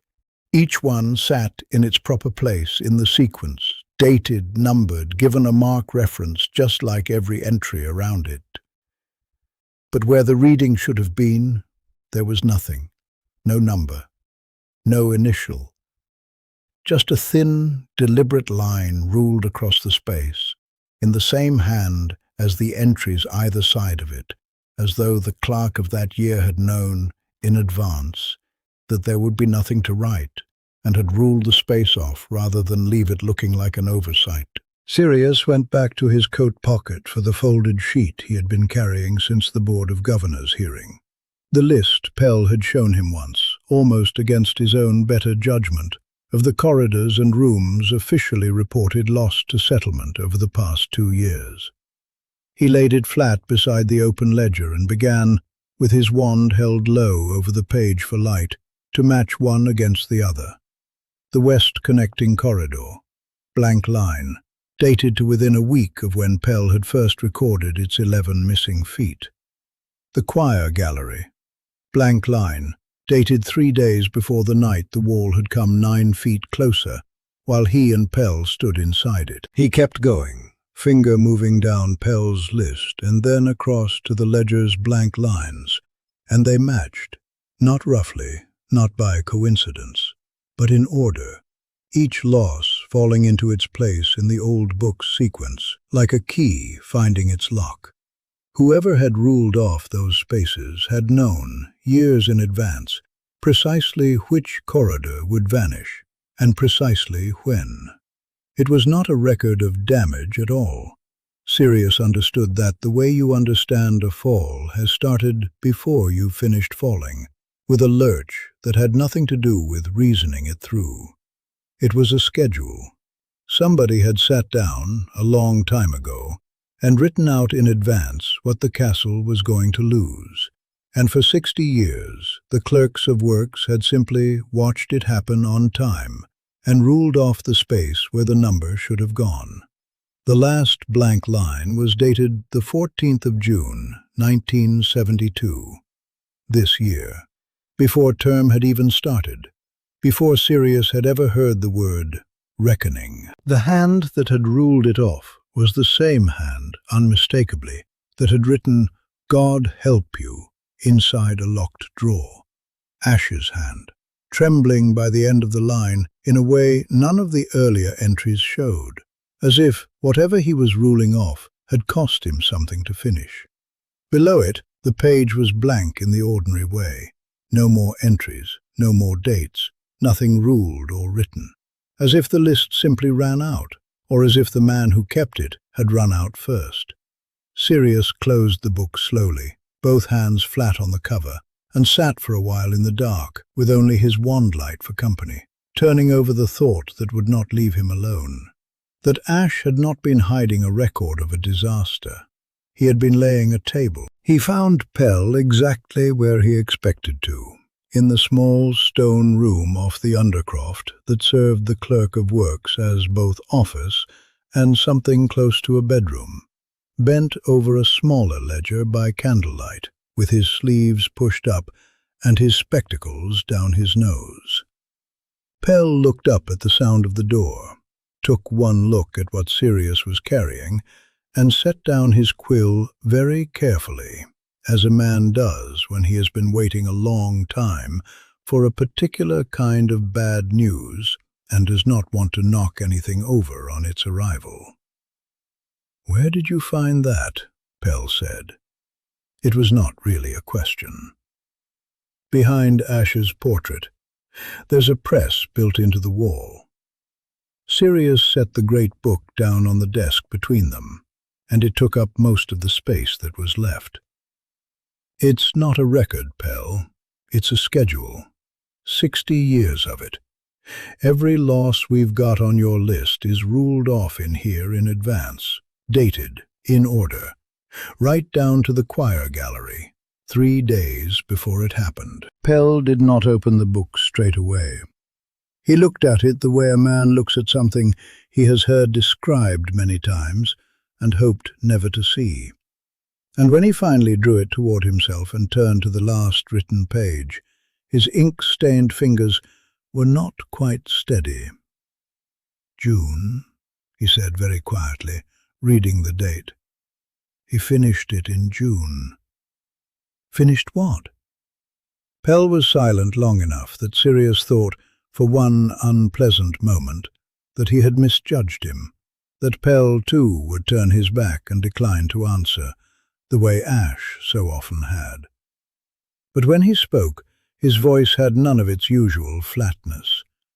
It had gone thin, careful, like a man crossing ice he already knew was cracked. "There is a thing in the 6th hinge, older than the founding," Pell said.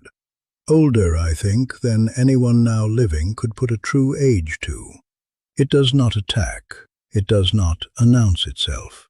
It takes space, corridors, rooms, whole galleries, folded away into itself the way you'd fold a length of cloth. And it has always taken it, from the beginning. Because the alternative, once, must have been very much worse.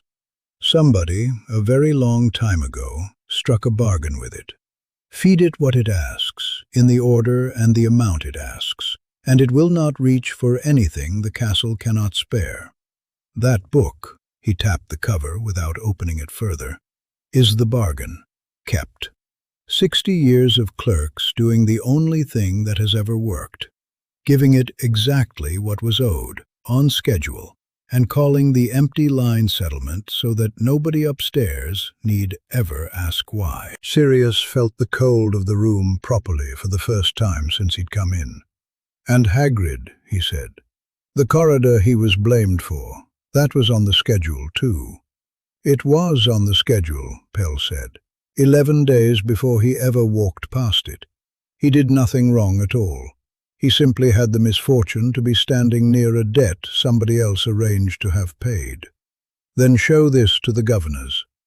Sirius put his hand flat on the cover, as if he could hold the book to its purpose by force. "This proves it. It proves he never touched that corridor, never let anything through, never failed to report. The dates are right here." They are. Pell's face, in the candlelight, had the same flat grey it had worn in the choir gallery, the look of a man doing sums he did not want to finish. "And if this book is ever read by anyone outside this room, Mr. Black, the governors will not thank us for clearing Mr. Hagrid's name. They will learn that Hogwarts has spent 60 years feeding a piece of itself to something none of them were ever told existed, on the word of clerks who kept the secret because they were ordered to. And they will not stop at dismissing a gamekeeper. They will go looking for the thing that ate the choir gallery. And if there is one thing I am entirely certain of, after 30 years doing this work, it is that finding it will not go the way they imagine." "So we say nothing," Sirius said, and heard, even as he said it, how much he hated the shape of the sentence. "We let Hagrid carry the blame, and we burn the one proof that would clear him, because the truth is worse than the lie." Pell looked at him for a long moment, and there was no comfort in his face at all, only the tired honesty of a man who had clearly had this exact argument with himself many times before Sirius Black had ever forced a press behind a dead man's portrait. "Yes," he said, "that is precisely what we do. The pages that would save him are the pages that must burn. Because the only thing worse than an innocent man wrongly punished, Mr. Black, is a castle full of children who no longer have anyone quietly keeping the bargain that has kept them safe." Sirius took the stairs to the dry cellars 2 at a time, the rolled fabric survey clutched against his chest like something that might escape if he loosened his grip. and arrived at the bottom with his robes twisted round one shoulder, and his breath coming hard enough that he had to stop in the doorway before he could speak at all. Pell was at the long table, bent over the ledger by lantern light, and did not look up until Sirius had crossed half the room. "You've been running," Pell said. "In a castle with staircases that move on their own account. That is precisely the sort of thing that gets a boy your age killed, Mr. Black. And I would rather not write the report." There wasn't time to walk. Sirius set the rolls down on the table with more force than he meant to, and one of them sprang half open before he could catch it, showing a long column of figures in a hand older and squarer than Pell's own. It was behind Ash's portrait. There's a press set into the wall, locked, properly locked, not just stuck. And it took me the better part of an hour, with 3 different unlocking charms, and one that I'm fairly sure isn't strictly legal, before it gave. And inside, there was this. He put both hands flat on the rolled fabric, as though it might try to leave the table on its own. It isn't the Reckoning ledger. It's older. It's Pell. It's everything. Every reading anyone's ever taken since before you were clerk. Since before whoever was clerk before you. It goes back 60 years. Pell set down his quill very carefully, the way a man sets down something he suspects he is about to need both hands free of, and drew the fabric roll toward himself across the table. He unrolled perhaps 2 feet of it, studied the columns without touching them, rolled it closed again, and only then looked up at Sirius with an expression that had gone somewhere past tired. 11,000 spans, he said, give or take. I did not know the figure. I confess, I did not want to know it. That's the total? Sirius said. The whole. Everything it's taken? Everything the surveys have recorded as missing, over 60 years, added end to end. Pell's voice was flat, but his hands, Sirius noticed, had gone still on the table in a way that hands do not go still by accident. 2 miles of corridor, more or less, rooms, a stair, an entire wing once, if this is to be believed, though it does not say which one, only a date and a blank where the description should be. He looked at the blank lines running down the margin, one after another, matched precisely against the numbered marks. It goes in order. Every corridor we've lost this term is here, in its proper place, exactly where it belongs on the list. Which means whatever we've been watching happen these last 2 weeks has been happening in exactly this fashion for 6 decades, and somebody has been writing it down the whole time and telling no one. There's a name for it, Sirius said. There has to be. Nobody keeps 60 years of records on a nameless thing. Pell was quiet long enough that Sirius thought he might simply refuse to answer, the way he'd refused so many other things in the last fortnight. Then he said, "The old surveyors called it the L. I don't know why, whether it's a corruption of some older word, or a joke nobody living remembers the point of, or simply the sound old stone makes when it settles, and somebody needed a name for a sound. It isn't in any book I've read, and I've read most of what there is to read on the fabric of this castle. It is not a creature. It is not, as far as I can tell, anything with a will of its own. It is closer, I think, to an appetite the castle has always had, and has always, until this term, kept fed quietly enough that nobody noticed the bill. Then we tell someone who can stop it, Sirius said. Not the governors, you're right. They'd only make it worse. But Dumbledore, Professor McGonagall. Somebody has to actually know, properly know, not just Professor McGonagall knows what the order permits her to know, Pell said, which is that the reckoning exists, that it is confidential, and that she is not to ask what it measures. That is the whole of her knowledge, Mr. Black, and it was given to her on the same terms it was given to me, because the governors decided 60 years ago that the fewer people who understood what the castle was doing, the smaller the chance of it becoming known outside these walls. The headmaster, I imagine, knows rather more than that. I have never asked, and he has never told me, and I confess I am glad of both. So nobody's actually going to fix it. There is no fixing it, Pell said, and for the first time that evening something in his flat, measured voice cracked slightly, showing the strain underneath. There is only feeding it on schedule, the way it has been fed for 60 years, and hoping the schedule holds. And there is this. He put his hand flat on the rolled survey, the way Sirius had done a moment before, except that where Sirius's gesture had been possessive, Pell's was something closer to a man laying his palm on a coffin lid. This must burn, Mr. Black, tonight, before anyone else so much as knows it exists. It is the one document in this castle that proves, beyond any governor's argument, exactly how long this has been going on, and exactly how many clerks of works have signed their names to keeping it secret, myself included now, since I have read it and not reported it within the hour, which the order requires.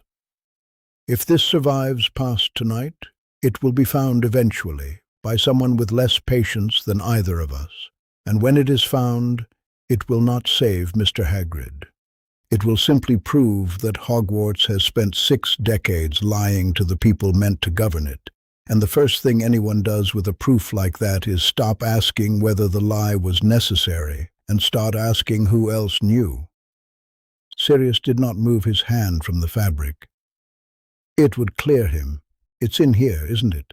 The schedule going back years, showing this has been happening long before Hagrid ever carried a set of keys.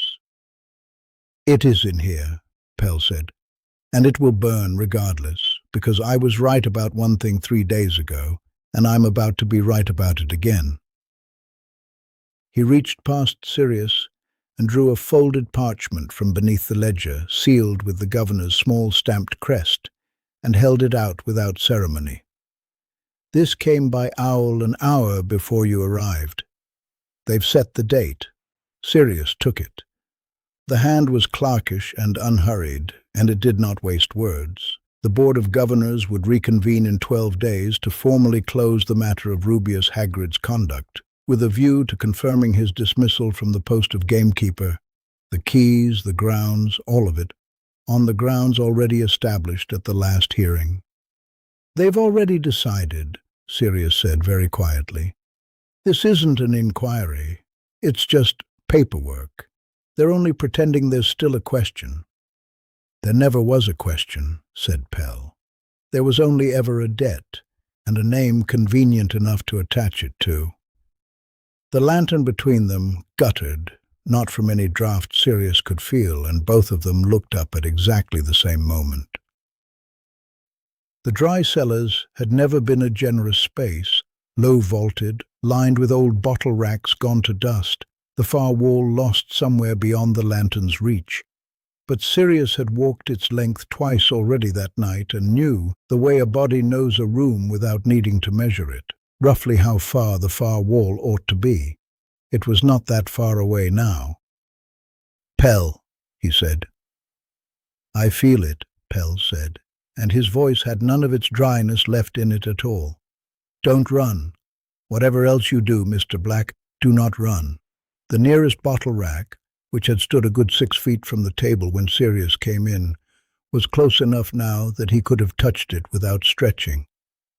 The stone overhead seemed no lower, and the flagstones underfoot no different, and yet the room was undeniably, silently, smaller than it had been, as though someone were folding the space in on itself, one careful crease at a time, with no sound of grinding stone, no dust falling, nothing at all to mark the change except the change itself.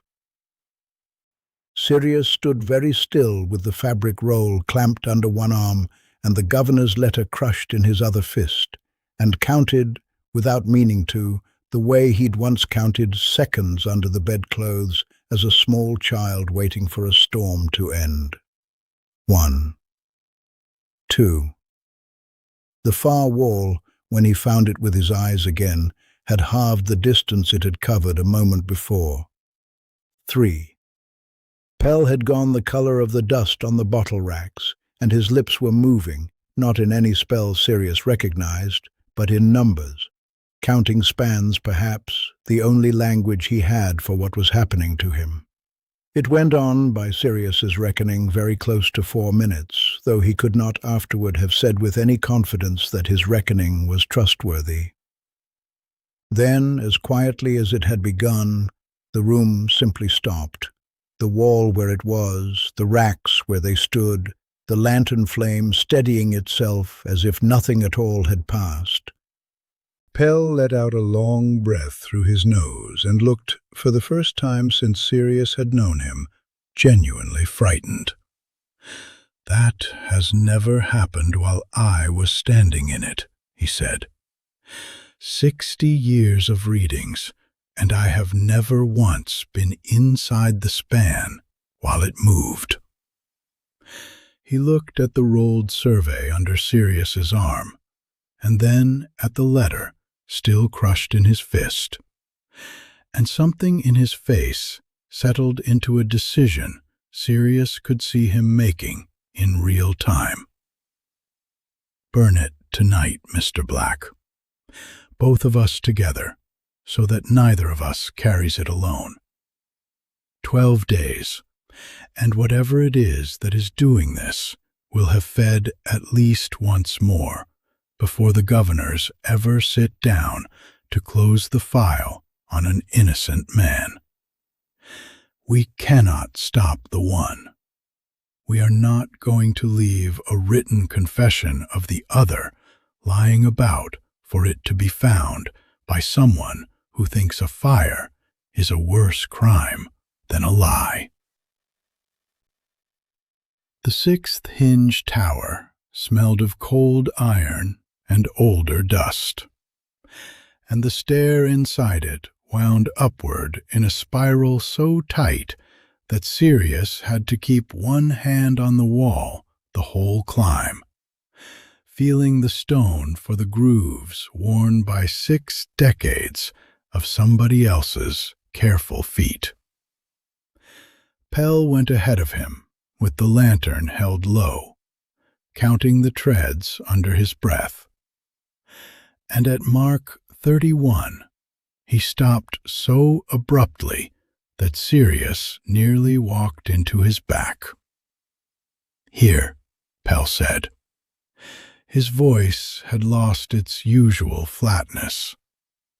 "This is the mark. This is the one Ash never dated." The brass plate was set into the wall at chest height, dull with tarnish, and beside it, wedged into a gap between 2 stones that should not have held a gap at all, was a second binding, thinner than the long reckoning, but bound in the same dark leather, its spine cracked white along the fold. Sirius pulled it free with 2 fingers, careful the way Pell had taught him to be careful with anything old, and opened it under the lantern light. The first page was Ash's hand, unmistakably, that small square flat-topped script gone shaky near the end of the line.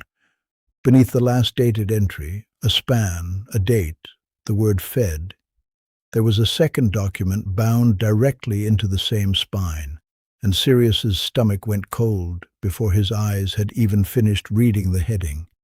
"Pell," he said, "this is the corridor, Hagrid's corridor. It's dated 9 days before the survey went missing, in Ash's own hand, cause scheduled, and there's a note under it." He turned the book toward the lantern so Pell could see for himself.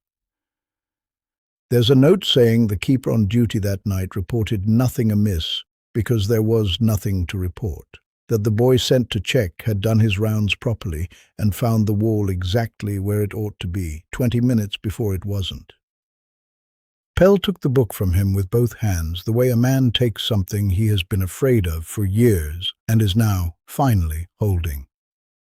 He read it in silence, his lips not moving this time, and when he looked up his face had gone the color of old wax. "That clears him," Pell said. "Entirely. Not a hint of blame in it, not even the shadow of one." Ash wrote it down in full, knowing exactly what it would mean if anyone ever found it. He closed the book slowly. Ash never burned this one.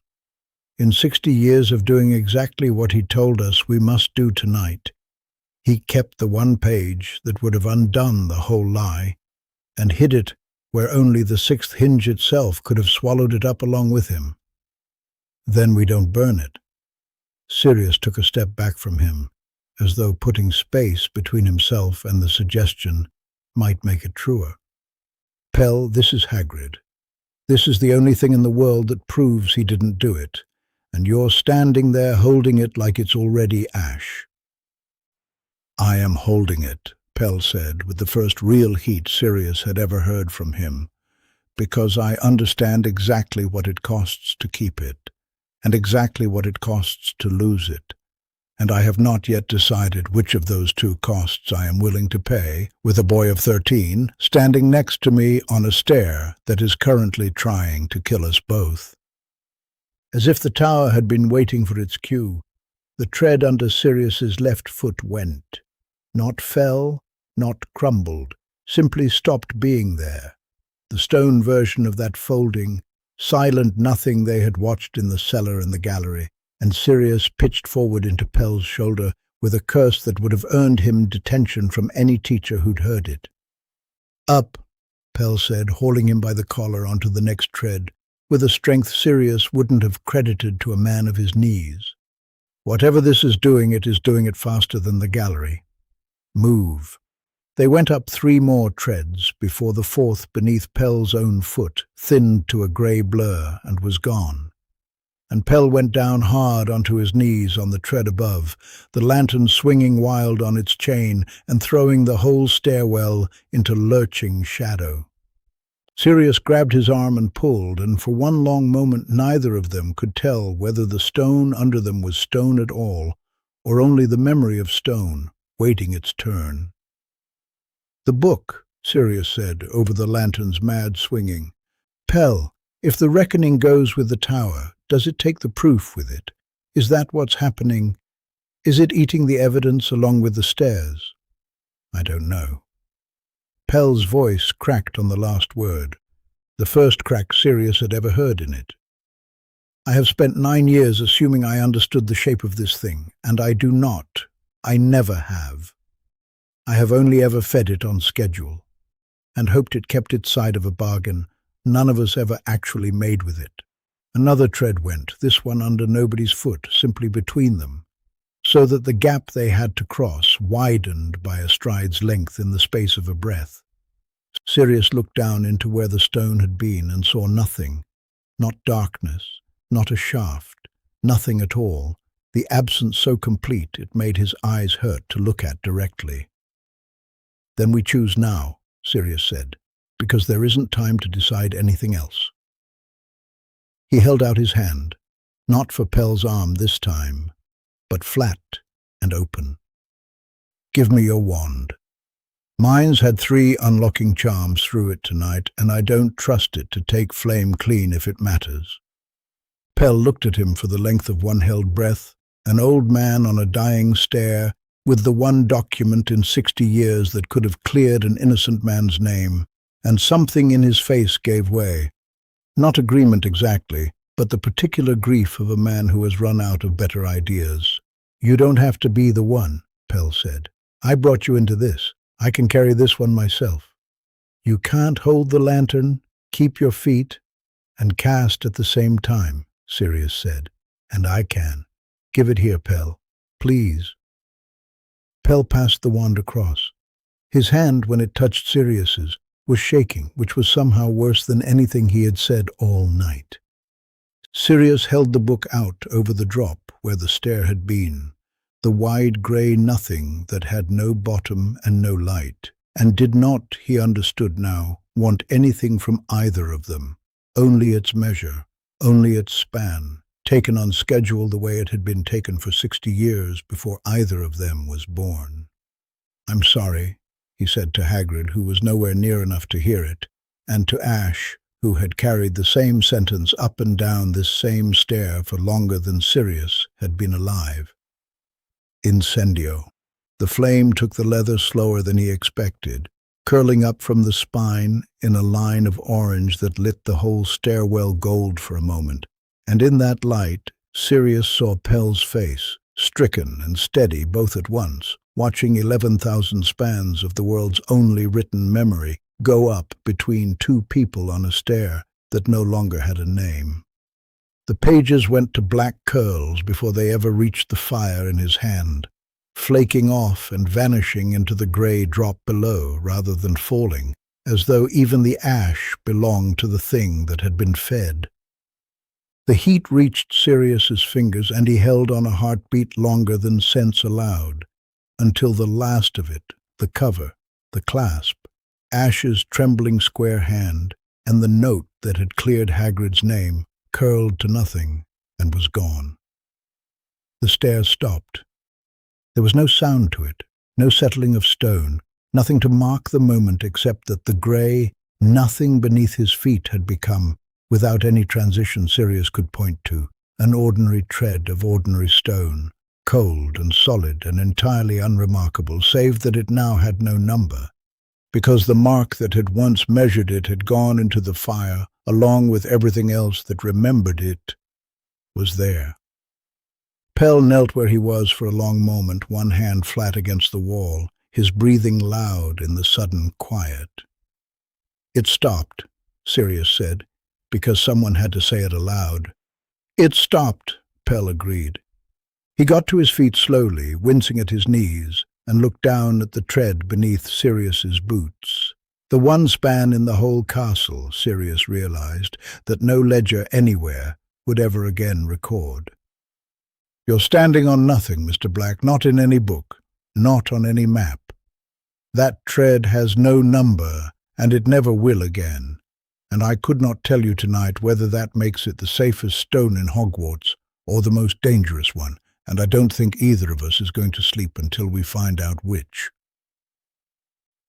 The chamber was the same one, and that felt to Sirius like a kind of insult on its own. The same two-polished table, the same 6 chairs, the same window letting in light that hadn't decided whether it was morning or dusk. 12 days had passed since Pell's parchment had come by owl, with the date already fixed. And in those 12 days Sirius had lain awake more nights than not, turning over what he could say and what he could not, until the two had worn a groove between them that he still hadn't found the bottom of. The witch from the Board of Governors sat where she had sat before, thin and colourless, a quill balanced across 2 fingers as though she resented having to hold it at all. Pell was beside her, the reckoning ledger squared to the table's edge, with the same unbending precision he brought to everything, though Sirius noticed his hands were not quite still on the cover. Professor McGonagall sat opposite, her mouth a flat line that gave away nothing, which was somehow worse than if it had given away something. Hagrid was not in the room this time. Sirius had asked Pell about that on the walk down, and Pell had said only that a man ought not to be made to stand through the reading of a verdict twice, and that was the end of the conversation. "Mr. Black," said the witch, without looking up from whatever she was writing, "you asked to be heard." "I did," Sirius said. His voice came out steadier than he expected, which surprised him more than it should have. He had rehearsed the words so many times in the dark of the Gryffindor dormitory, mouthing them under the blankets so James wouldn't wake and ask what he was on about, that they had worn smooth, like a stone carried in a pocket. "I have a statement," Sirius said. "I'd like to write it myself and sign it, and I'd like Mr. Pell to witness it." The witch's quill paused. "You understand, Mr. Black, that a sworn statement is a serious document. It is not a note passed in class." I understand that. You are 13 years old. I am. And I am given to understand, the witch said, setting the quill down at last and looking at him properly for the first time, that you are not, among your year, especially known for telling the truth when a more entertaining alternative presents itself. Sirius felt the heat come up in his face and made himself hold still against it, the way Pell had told him once, unasked, that a still man was harder to disbelieve than a fidgeting one. That's fair, he said. I've lied plenty. I lied to my head of house about a broken window not 3 weeks ago, but I'm not lying about this, and I'll sign my name to it, and if you think that's not worth anything, then ask Mr. Pell to swear alongside me, because I understand he's not known for lying about anything at all. There was a silence in which McGonagall's eyebrow moved perhaps 1/4 of an inch, which from her was practically a gasp. Pell cleared his throat, the small, dry sound Sirius had come to recognize as the sound of a man about to commit himself to something. I will countersign whatever Mr. Black writes, he said, provided it is true, which I am in a position to judge, having spent a great deal of the last month in his company, under circumstances I am not at liberty to describe to this board in full. I would ask that the board accept my word on that point, as it has accepted my word on rather less important matters for the better part of 6 years. The witch looked at him for a long moment, then pushed a fresh sheet of parchment and an inkwell across the table towards Sirius, as though she had decided the argument was not worth the ink it would take to continue it. Sirius pulled the parchment to him. The quill was not his own. School quills never were, in these rooms. They were always someone else's, kept for exactly this purpose, and it scratched slightly against the grain of the paper as he began. He wrote plainly. He had thought in the small hours about writing something grander, something that reached for the size of what he actually knew, and had decided against it, because grandness was exactly what would get him disbelieved. So he wrote what he had seen and nothing more. That he had, in the course of assisting Mr. Ambrose Pell with the twice-yearly reckoning of the castle's stonework, come into possession of information. He chose the word carefully, information, not proof, because he had no proof left to offer, only the shape of where it had been, indicating that the corridor connecting the western greenhouse approach to the old brewhouse yard had begun contracting before the date on which Rubeus Hagrid was alleged to have failed in his duty to report it. That the contraction was, in Sirius's direct observation, part of a pattern extending backward many years, entirely unconnected to any creature disturbance, and entirely beyond anything a gamekeeper could reasonably have been expected to notice, still less prevent. That he, Sirius Black, made this statement of his own will, understanding its seriousness, and would answer for it if it were found false. He signed his name at the bottom, the way his mother had drilled into him before he ever held a wand, full and formal, Sirius Orion Black, because a Black signed a document the way a Black did everything, as if the world owed it attention, and it struck him, setting the quill down, that this was probably the only time in his life he would ever be glad of that particular piece of training. Pell read it through twice. Sirius watched his eyes move down the page a second time, more slowly than the first, and understood that Pell was not checking for lies, but for anything that could be twisted into one, any word loose enough to be prized open later and used against them both. It's accurate, Pell said finally, to the witch, not to Sirius. I was present for the observations described. I cannot corroborate the specific mechanism Mr. Black alludes to, and here his flat voice did something very careful, stepping exactly along the edge of the truth without going over it, as that falls under matters the board itself has previously directed the Clerk of Works to keep from record. But the timing he describes and the innocence it establishes I can and do attest to, on my own authority as Clerk of Works of 9 years standing. He took up the quill Sirius had used, dipped it, and signed below Sirius's name, in the small, square, flat-topped hand Sirius had watched fill 6 years of ledger pages. Ambrose Pell, Clerk of Works. The witch looked at the 2 signatures for a while, one careless and full of flourish, the other cramped and exact, sitting on the same page like 2 different languages, saying the same thing. "This is not evidence, Mr. Pell," she said at last. "You know that. A boy's word and a clerk's. It is a sworn statement from a witness and a counter-signature from an officer of this school," Pell said.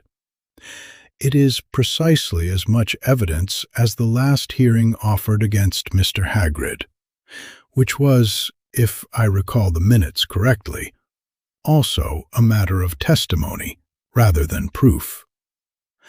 I would think the board could hardly demand a higher standard from the defense than it applied to the accusation."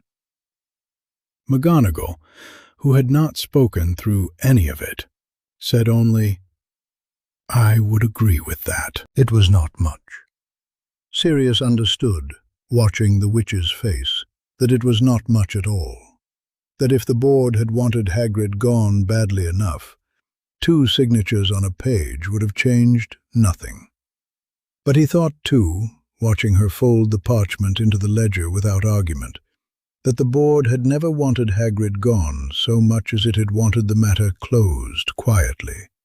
And a signed statement from a clerk of 9 years' standing, backed by a schoolboy willing to put his name to it in ink, was a very convenient shape for quiet to take. Hagrid got his keys back 9 days later on a morning wet enough that the entrance hall doors stood open on a smell of rain and turned earth, handed to him not across a table by a clerk, who wouldn't meet his eyes, but by McGonagall herself, out on the front steps where anyone might see. Sirius watched from the top of the staircase, half hidden by the banister, and saw Hagrid turn the ring of keys over in his enormous hands, as if he didn't quite trust them to be real, and then look up toward the forest with an expression Sirius couldn't read at that distance, though he thought it might have been relief or something adjacent to it, too complicated to have just the one name.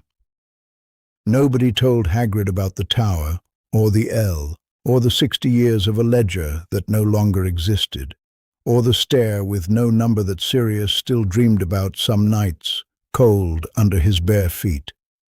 Nobody told him what his own innocence had cost to prove, or that the proof itself had gone to ash on a staircase that folded space like a page. He only knew he had his keys back and his rounds, and the forest to walk again at dusk, and he said nothing about the weeks he'd spent without them beyond a gruff word of thanks to McGonagall and, later that week, an entirely unnecessary rock cake pressed into Sirius's hands outside the greenhouses, which Sirius accepted, and ate out of a loyalty he did not entirely have words for yet. By the 3rd week of November, what had once taken Pell and Sirius the better part of a fortnight took them one evening, because there was so much less left to measure.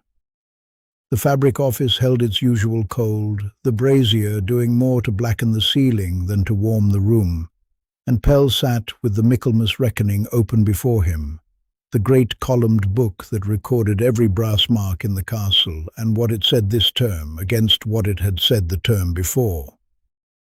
He had been ruling off lines for the better part of an hour, his small square hand moving without hurry down the page. And Sirius had learned by now not to interrupt him while he worked, because a man counting stone wanted silence the way a man praying wanted it, and for much the same reason. 30 marks, Pell said at last, setting down his quill across the inkwell, rather than in it, a habit Sirius had never asked him to explain. Where we began the term, with 31. The tower, Sirius said. It wasn't a question. He knew which mark was gone.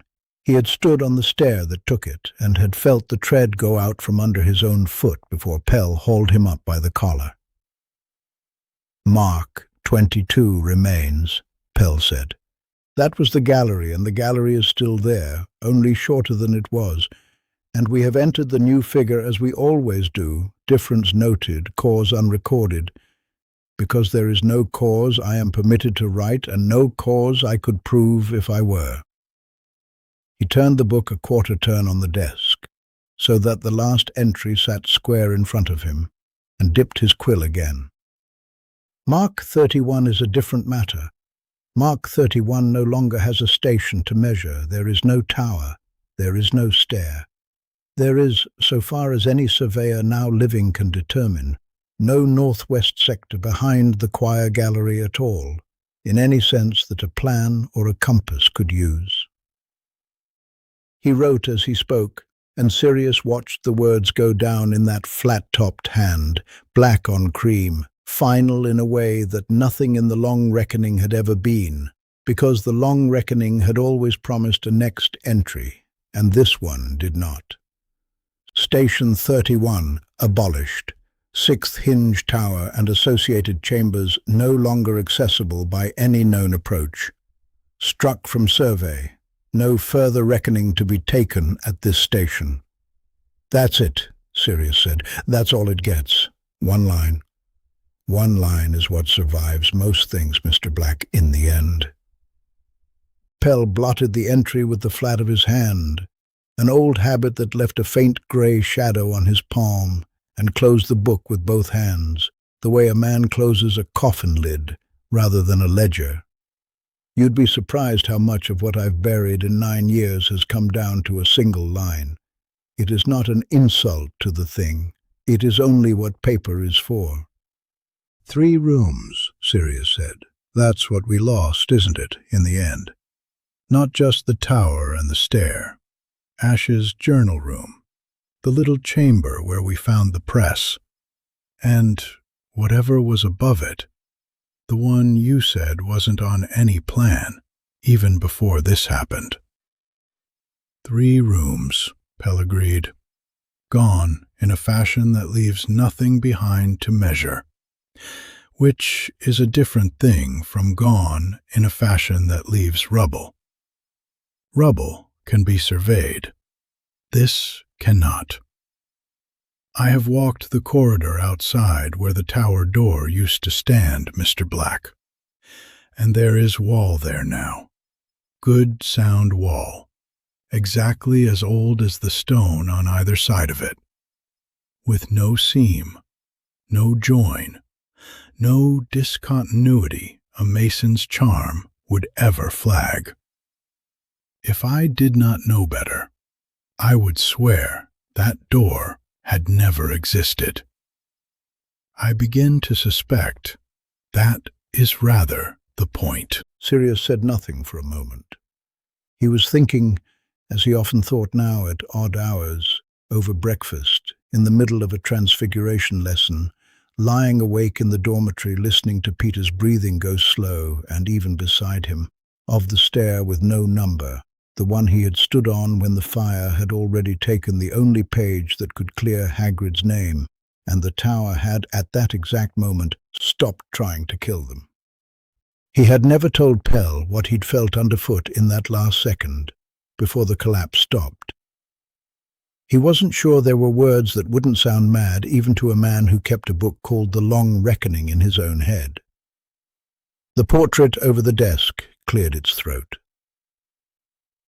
Ash had been silent through the whole of the closing, which Sirius had noticed and been grateful for, because the old keeper's silences tended, in his experience, to be the loud kind, the kind that filled a room up to the ceiling with things not being said.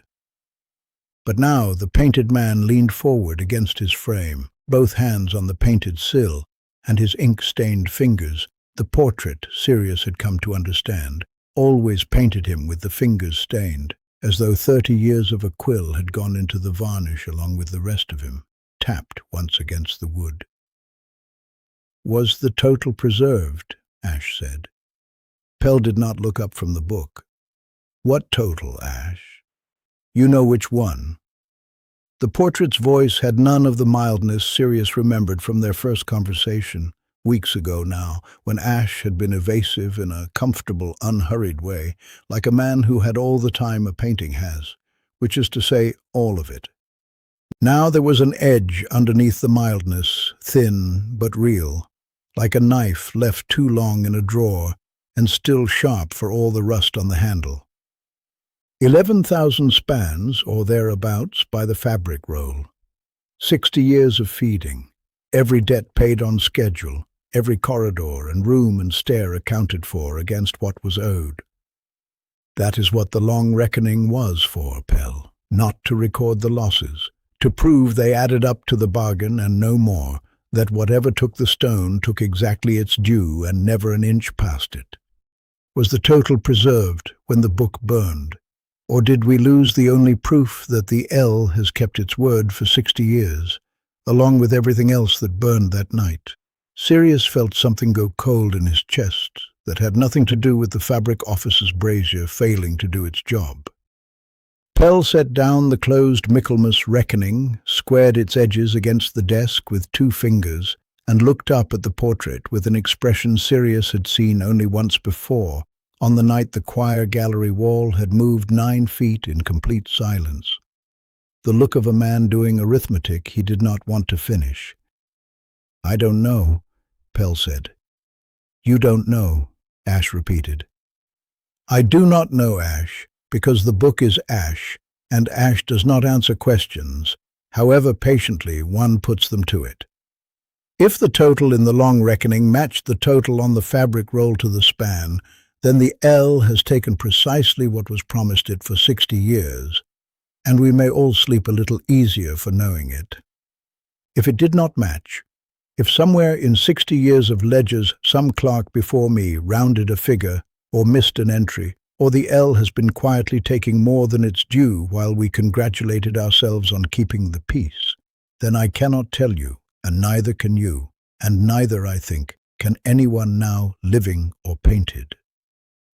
Pell's voice had not risen, but something in it had gone very tight, like a rope taking weight it was not built for. "I burned the only page that would have cleared an innocent man's name to save 2 lives on a collapsing stair, Ash. I do not regret it. I would do it again tonight. But do not ask me to also tell you that the fire was tidy and left us the one fact you actually wanted, because I promise you it was not that considerate." The portrait was quiet for a moment. Outside, somewhere below the undercroft, a door closed, and the sound came up through the stone, the way sounds did in that part of the castle, muffled and delayed, as though the walls needed a moment to decide whether to pass it on at all. "Then we do not know," Ash said at last, "whether we are still keeping the bargain, or whether we have been keeping a debt that grew past what anyone agreed to, for want of a page that no longer exists to check it against." "No," Pell said. "We do not know that. We may never know it. I have made my peace with not knowing a great many things in this post, Ash, and I expect this will be one more, and I expect it will not be the last." Ash said nothing further. After a while, his painted eyes drifted to the window at the edge of his frame, a window that had never, so far as Sirius knew, corresponded to any actual window in the fabric office, since the office had none, and he stood there in a posture Sirius had come to recognize as the closest thing a portrait had to sleep, which was not sleep at all, but simply the absence of anything worth saying. Pell gathered the fabric roll, tied its ribbon with the economy of a man who had tied it several thousand times before, and set it in the drawer where it lived between reckonings. He did not speak again until he had blown out the second candle and the room had gone down to the single flame by the door. "You measured the gap yourself," Pell said, "before the fire, the distance from the last numbered tread to where the stair simply stopped being a stair. You told me the figure that night on our way down, though I don't believe either of us wrote it anywhere." Sirius's mouth had gone dry. 9 feet, 4¼ inches. 9 feet, 4¼ inches, Pell said, as though testing the shape of it in his mouth one last time, the way a man says a name at a funeral. It is not in the reckoning. It was never in the reckoning. It exists, so far as I am aware, in exactly two places, your memory and mine. I intend to keep it in mine and write it nowhere, Mr. Black. For the same reason, I have kept a great many things nowhere for 9 years. Some measurements are not safe on paper. Paper can be read by people who were never meant to understand what they were reading, and some knowledge is heavier carried in a single skull than passed from hand to hand in ink. Sirius thought of the Board of Governors' hearing room, of 2 signatures on a page that had been enough, in the end, to give Hagrid back his keys without anyone ever asking what had truly happened in the tower. He thought of how easily a written thing became a fact that outlived the person who wrote it, and how easily, too, it could be taken away, burned on a folding stair, or struck through in a ledger with a single flat-topped line. He understood, standing there with the last candle guttering low, that Pell was not merely confiding in him. He was asking him to choose, the way Ash must once have asked some other boy, 30 or 40 years before, whether he wanted to be the kind of person a secret could be trusted to. "I won't write it down," Sirius said. Pell looked at him for a moment that was not long exactly, but was not short either, and then nodded once, as though a column in some private ledger of his own had just been ruled off and closed. "Good," Pell said. "Go to bed, Mr. Black. The Lent reckoning isn't for 4 months yet, and I find I would rather not think about brass marks again before the new year, if it's all the same to you." Sirius went. He climbed the Undercroft stairs into a corridor that was, as far as any plan of the castle could say, exactly as long as it had always been, and he carried the number with him the whole way up to Gryffindor Tower. 9 feet, 4 1/4 inches, a distance that belonged to no ledger, no fabric roll, no plan the Board of Governors would ever be shown, and he did not write it down that night or any night after, though he never once forgot it, not even years later, not even in a cell on an island where there was nothing else in his skull worth keeping.